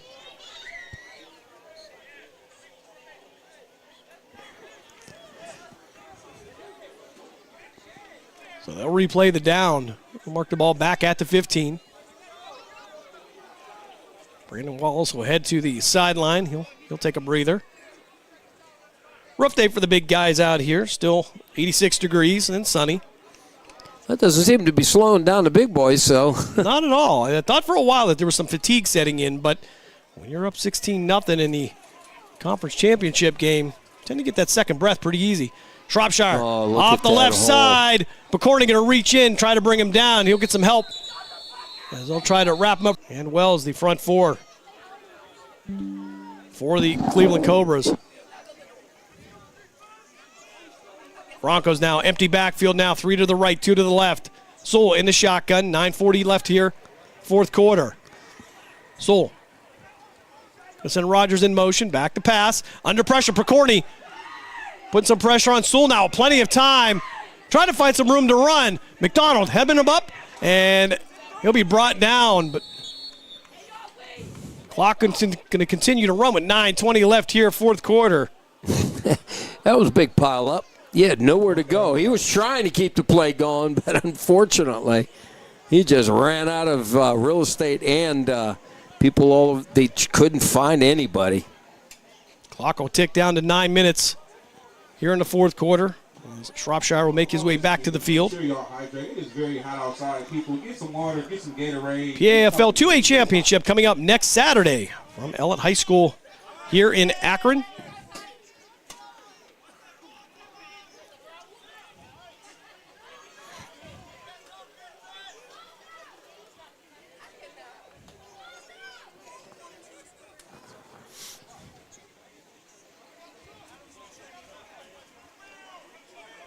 Three receivers now to the left of Sewell. Shropshire remains in the backfield. Magby with a single receiver to the near side. He'll be one-on-one with Nico St. Clair.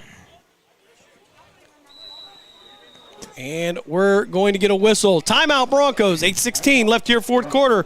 We'll step aside for a break. You are listening to the PAFL Playoffs here on Western Reserve Radio, a part of the iMedia One network.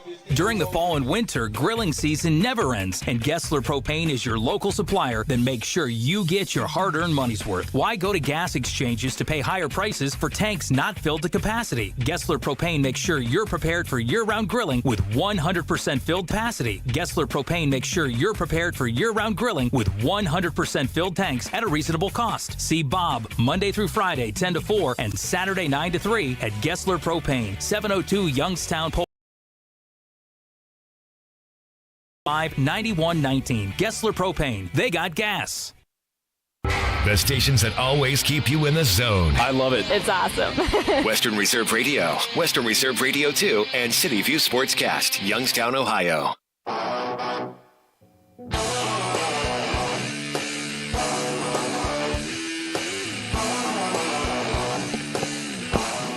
Fourth and 15 now for the Broncos. Will Shropshire to come on for a field goal attempt. Tony Perrine to hold. He'll kick this from the right hash mark. Snap is back. Kick is blocked. C.J. Hale with the block.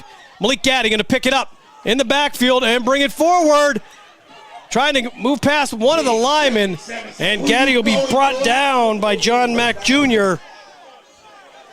And a heads-up play by Malik Gaddy. Now we're going to have flags on the play. Those coming well after the whistle. Things getting a little bit heated here as time winds down. 8:16 left here, fourth quarter. Question, will these be offsetting penalties? I don't know. Shropshire was the one. He pushed on somebody, and that's when the flag went up. Can't lose your heads here, boys. So, the officials having a discussion here at the 40-yard line.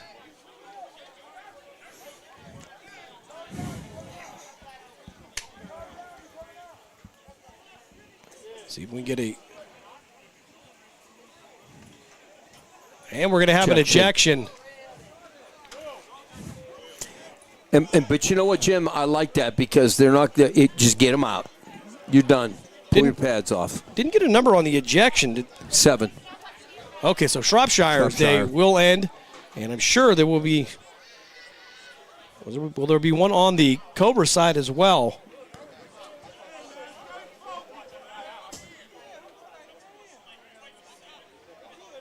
Yeah. All right, so there's the ejection. Unsportsmanlike. Okay, so offsetting. Offsetting with one ejection. Okay. But here's the problem that I have, though, Jim, at this level in this league. There's no ramifications. You know, you get into a fight or you do something stupid in college and in high school, you're out for a game. If they start doing that, maybe these guys will think a little bit. All right, so nonetheless, no penalty yardage. As the Cobras will have the ball 1st and 10 at their own 40-yard line. 8:16 left here in the game.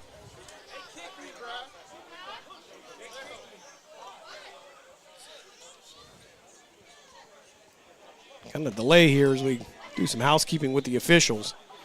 Well, excuse me, Jim. They're keeping things under control, and that's what I like. They're explaining to Ballantyne what's going on, and he's not arguing, so that's a good thing.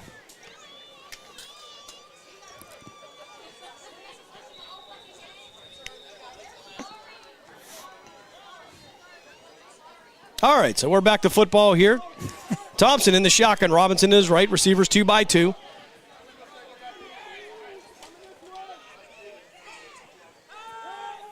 Thompson stepping up, firing over the middle. Matt Wise with a big pickup. And he'll be the ball on the ground. Covered up. And number 89, return picked up by the Broncos. And it's going to be Broncos ball. Caleb Hannum on the recovery. So after a big pickup by Matt Wise, ball back on the turf. The Broncos will take over with 8:05 left here, 4th quarter. Just the only thing you can say, Jim, is just it's not the Cobras' day. That's all. I mean, it's just how it's going. They get a great play, big hit. It wasn't, and that jarred that ball right out. So that was a great job, great hit. So unfortunately, after the big play, the Broncos will take over with 8:05 left here in the game.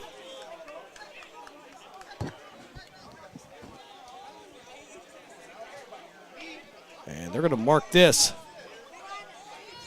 at the 35.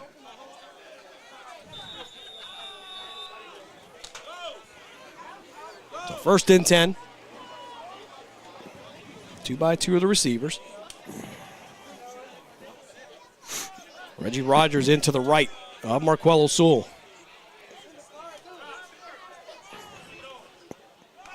Broncos taking their time here. Clock hasn't started yet. 8:05 left. Hand it off to Rogers. Rogers off the left side. He'll fight forward as Malik Gaddy will bring him down. 5-yard gain by number 3, Reggie Rogers. 2nd down. We'll give him credit for 5 or 6 on the play. 2nd down now for the Broncos as they start to eat this clock up here. 7:40 here in the 4th quarter. I'll be shocked if they throw the ball. They're just going to watch the clock, take their time, call play, walk to the line, just what you should do.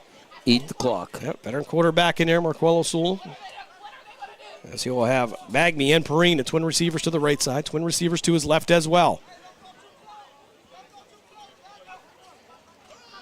Hand off to Rogers. Rogers fighting his way forward. He'll make contact, drive his legs, pick up a few more yards. And it'll be C.J. Hale on the tackle and making the initial contact. He'll be helped out by Lamar Hill. Rogers looking for a little bit of help there as he'll stay down.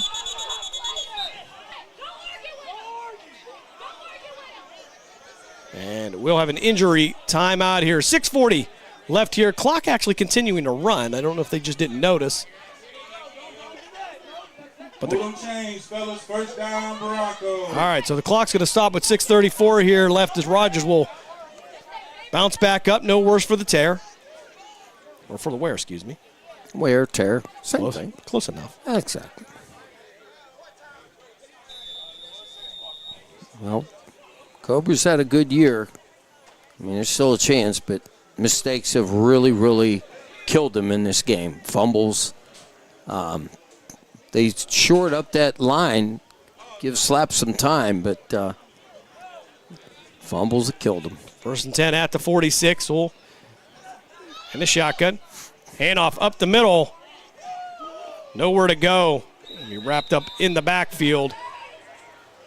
As C.J. Hale comes in to make the tackle.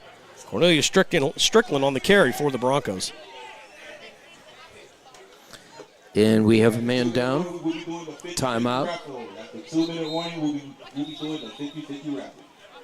Just under 6 minutes to play here, fourth quarter. And Beth Bettencourt going to take a stroll out to check on a Cobras player. We'll step aside for a quick timeout. You're listening to PAFL football here on Western Reserve Radio, part of the iMedia One network.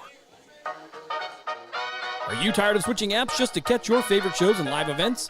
Say hello to the iMedia One Network app, your one-stop destination for streaming and everything that matters. From national sports to exclusive local content, Western Reserve Radio, Western Reserve Radio 2, and City View Sportscast are now all in one place, anytime, anywhere. Download the free iMedia One Network app on iOS and Android and unlock the future of sports audio in the palm of your hand. The iMedia One Network, your sports app in the Valley. The stations that are always ahead of the game. Western Reserve Radio, Western Reserve Radio 2, and City View Sportscast. Youngstown, Ohio.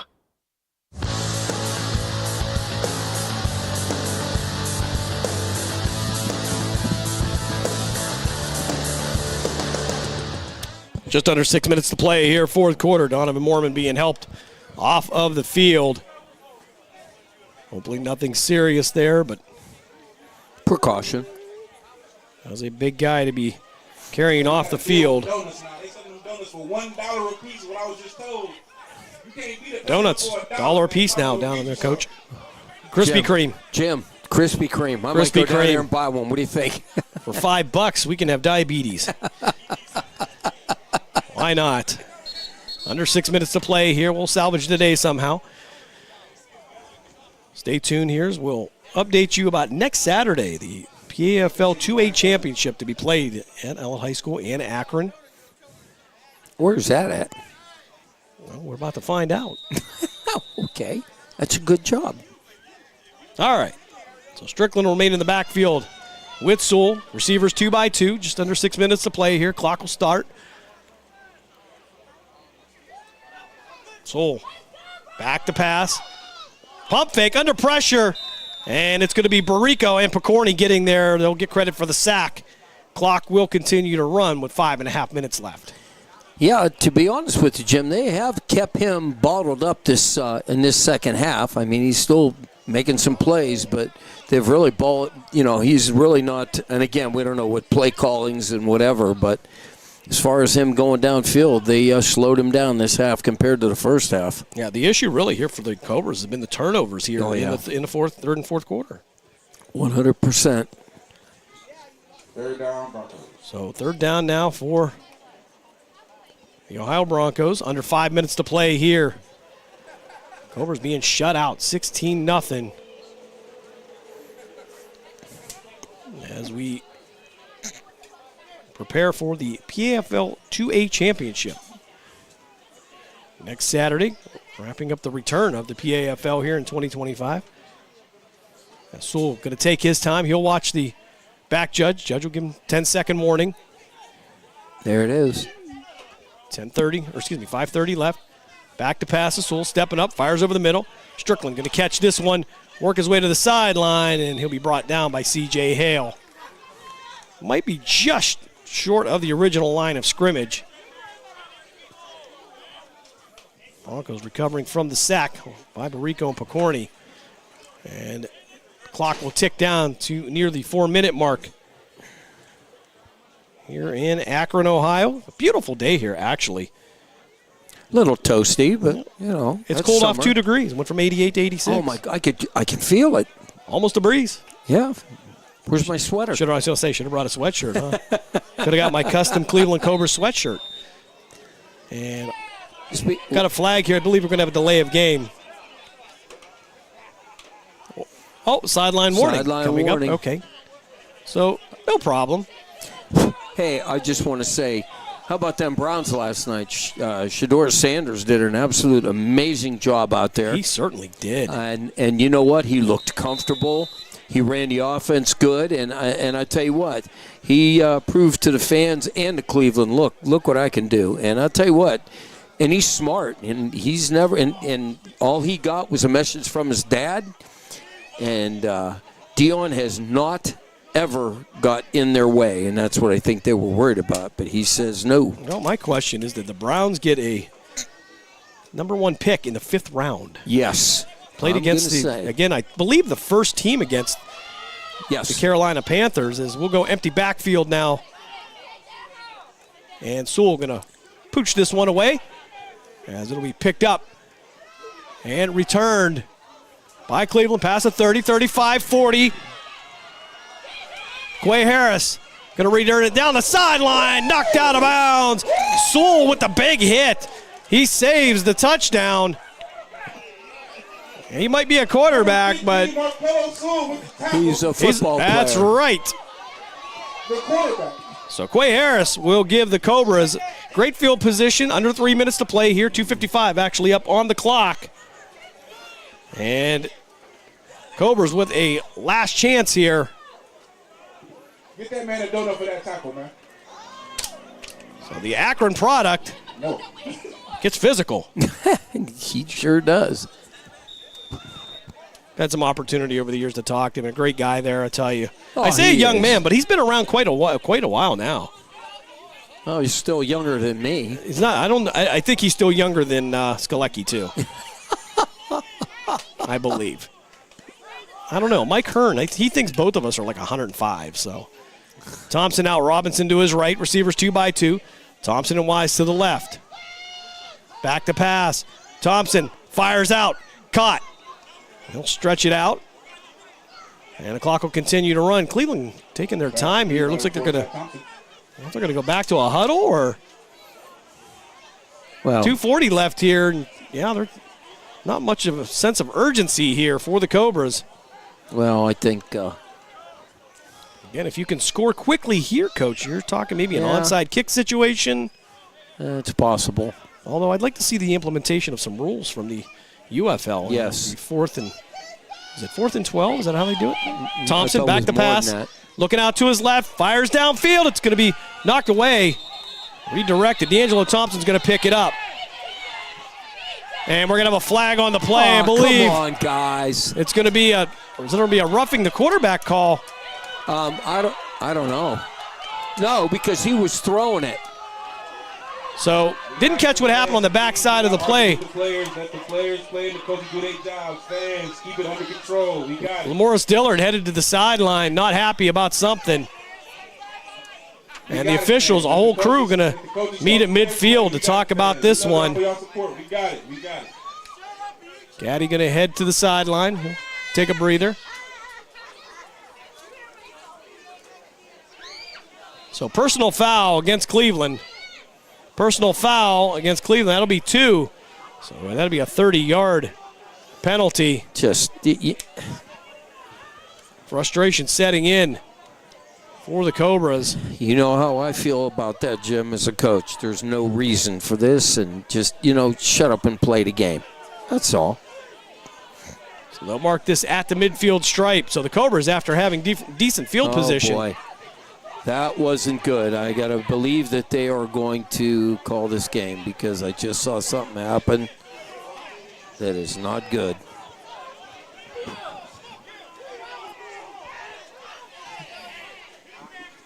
So unsportsmanlike coming up against Cleveland again. I believe that's coming off the sideline.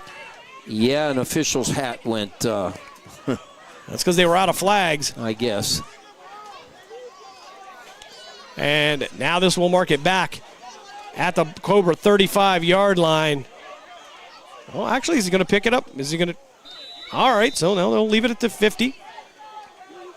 2:05 left here. Thompson in the shotgun. DJ Johnson to his right. And we're going to get a whistle.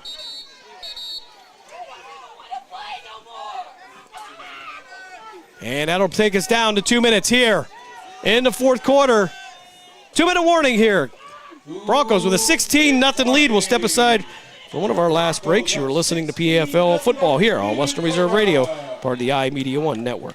Nina's Pierogi House is your home for the area's best variety of pierogies. Daily specials include the Polish platter, the Hungarian platter, stuffed cabbage, and halushki. Having a last-minute get-together? Lena's has you covered with a wide variety of frozen take-home pierogies and dumplings.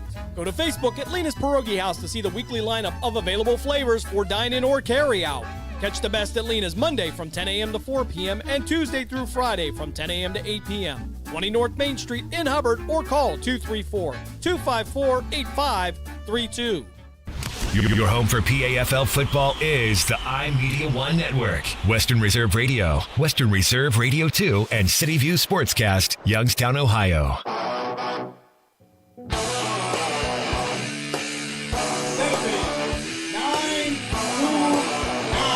2 minutes left here in Akron, Ohio, as the Cobras trail by a score of 16-0.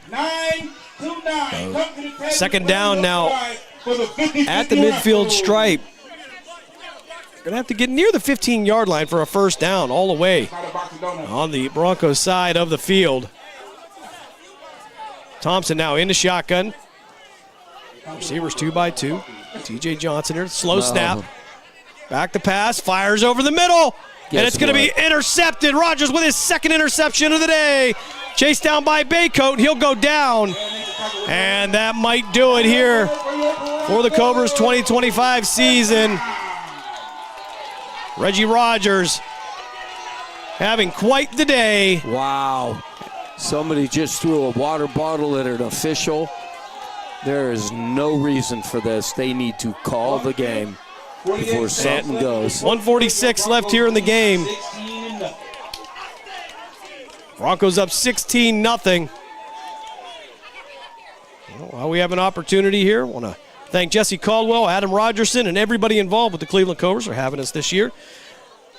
As always, have a great time with these young guys. They play along, and the ups and downs of a rough start and then a good succession of games down the pipe, and then, of course, today, just not the day for the Cleveland Cobras. No, it's just that, you know what? You're going to have those times. Let's go, let's go. How about your Broncos? Let's go, Broncos. And with about 1:46 left, I believe everybody here has conceded that that's probably going to be the end of it. Here's the handshake start. Yeah. So one half of the PAFL 2A championship in place. The Ohio Broncos get the 16-0 win over the Cleveland Cobras. And again, want to thank everybody here from the Cobras organization for having us this year. As always, have a great time on Saturday afternoons calling football. We're going to step aside for a timeout. When we come back, we will wrap it up here from Akron, Ohio. You are listening to the PAFL football here on Western Reserve Radio, part of the iMedia One network. During the fall and winter, grilling season never ends, and Gessler Propane is your local supplier that makes sure you get your hard-earned money's worth. Why go to gas exchanges to pay higher prices for tanks not filled to capacity? Gessler Propane makes sure you're prepared for year-round grilling with 100% filled tanks at a reasonable cost. See Bob Monday through Friday, 10 to 4, and Saturday, 9 to 3 at Gessler Propane, 702 Youngstown Poland Road, Struthers, or call 330-755-9119. Gessler Propane. They got gas. Olivia from Washington. Laid off and trying to keep our little kids from realizing that mommy and daddy haven't eaten in a while. Roger from California. I'm grateful we could afford our son's surgery. I'm nervous that now we can't really afford food. Daniel from California. Choosing whether to pay the rent or pay to fix the car to get to work doesn't leave us with much at all. Now we can't even pay for meals. Donna from Louisiana. The storm just hit, and we went from donating to the food bank to needing it. Keisha from South Carolina. I've been skipping meals so my 2 kids can eat, but filling up on water doesn't really work. Hunger is a story we can end. End it at feedingamerica.org. Brought to you by Feeding America and the Ad Council. Hey, Dad, how do airplanes fly? What's in this box? Is this tree good for climbing? How are babies made? What does this thing do? Kids are curious about everything, including guns. Talking to them about gun safety in your home is a good first step, but you can do more. Always keep your guns locked, unloaded, and stored separately from ammunition. Safe gun storage saves lives. Learn how to make your home safer at endfamilyfire.org. That's endfamilyfire.org. Brought to you by End Family Fire, Brady, and the Ad Council. Youngstown, Warren, and Salem's local and national sports talk can be found on TuneIn and the Live 365 app at Western Reserve Radio. WRDB, The Scourge.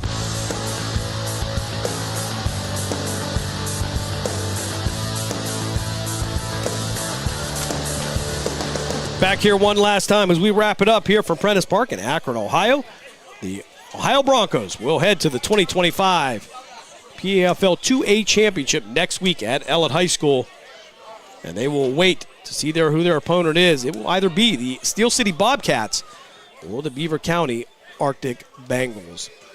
Take a look at the scoring recap here. Not much to speak of here in the second half. No score actually here. It would be 2 plays that would give the Broncos their trip to the championship. It would come with 1:39 left in the first quarter, as Reggie Rogers would get into the end zone on a touchdown run. It would give them the 6-0 lead. They would add 2. The Broncos would take an 8-0 lead. Second quarter action. It would be DeMarquise Owens on a 60-yard punt return that would give them the 14-0 lead. They would add 2, and that would make it 16-0. That would be your final here from Akron. So a scoreless second half here. Physical game both way, Coach, but a lot of turnovers here. And for a Cleveland team that's gotten much better over the season, it's not a team that really can overcome those turnovers and those mistakes. Yeah, and that was the problem second half. I mean, they hung. They were doing good. They came out in the second half, but then, fumble after fumble, mistakes. It's going to kill you in a not a championship game, but in a playoff game. So you have got to whittle that down to nothing. And they had a good year doing that, where he started out a little bit shaky. They got better, but unfortunately, there's not much you can do. The better team won tonight. Yeah, certainly. The Cobras end the season at 5-5. They go 1-1 in the PAFL playoffs after an 0-2 start. Have a very strong second half of the 2025 season. Can't finish it off today. Jimmy Dean Melton, Chris Ballantyne, and crew for the Ohio Broncos head to the PAFL 2A Championship. And again, want to remind you, coming up August 22nd here on Western Reserve Radio, all along the iMedia One Network, Ohio High School football will be back. We will open up Thursday night with Mark Means, Dave Clark, Dave Ferris, as the Liberty Leopards will head over to Campbell to take on the Red Devils. And our favorite time of the year, Coach, as Tim Continenza would say, the fastest 10 weeks of the year. Yeah, so you people out in Poland, if you're watching and listening, come on out and support them in the scrimmage next Thursday, and let's get this team on a start. They're supposed to be pretty good shape, so I hope Coach Pavlansky has a great year. Yep, they will open up Friday night, the 23rd, on the road in Salem, as they will take on the Salem Quakers. And you talk about Poland. It's supposed to be a lot. I don't want to say loaded. That's you don't want to overdo it here in week 1. But so a lot to go on there as the Ohio high school football season gets underway. Of course, we also have Grove City College football coming up here in several weeks. That also with our own Mark Means, as they get ready to open up PAC football. And Coach, tough schedule over there as they will take on teams like Mount Union and ZUNY. So a developing program over there under Coach DiDonato, but they are stepping up in competition as they start to grow that program. The expectation's high over there. Absolutely. At Grove City. We got one last announcement. The concession stand has $1 So, hot dogs till they last. Make sure y'all get yourself as we exit this year, again, our many thanks to Jesse Caldwell, Adam Rogerson, and the entire Cleveland Cobras organization. 2025 season comes to a conclusion. We've had a great time. Always have a good time calling games with you, Coach. And appreciate it. We will do it one more time next week from Ellett High School in Akron. Well, let's now we hook up or take off our whistles and headsets and throw them back on. Just when you thought it was over. Nah, I have too much fun with you. All right, so for the coach, Bob Gessler, I'm Jim Craven. Thanks for joining us again here on Western Reserve Radio. Your score one last time. The Ohio Broncos head to the PAFL 2A Championship. They get the 16-0 win over the Cleveland Cobras. And we will see you all back here next Saturday for the PAFL 2A Championship. And we hope that everybody has a great week. Good night, all. We thank you for joining us for this special presentation of Western Reserve Radio. And we now return to our regularly scheduled programming.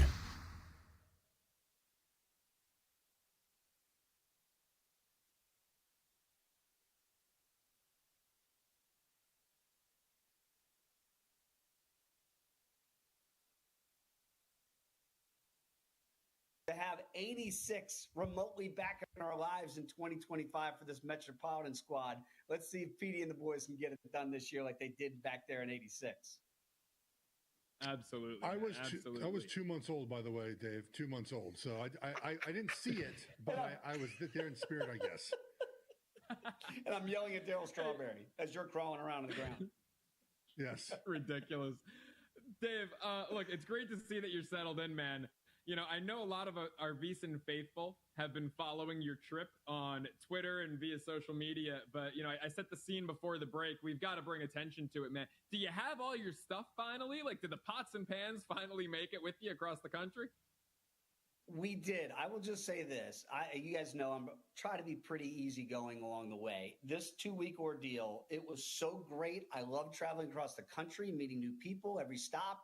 In Texas and Arkansas, you name it, Oklahoma City, had a blast along the way.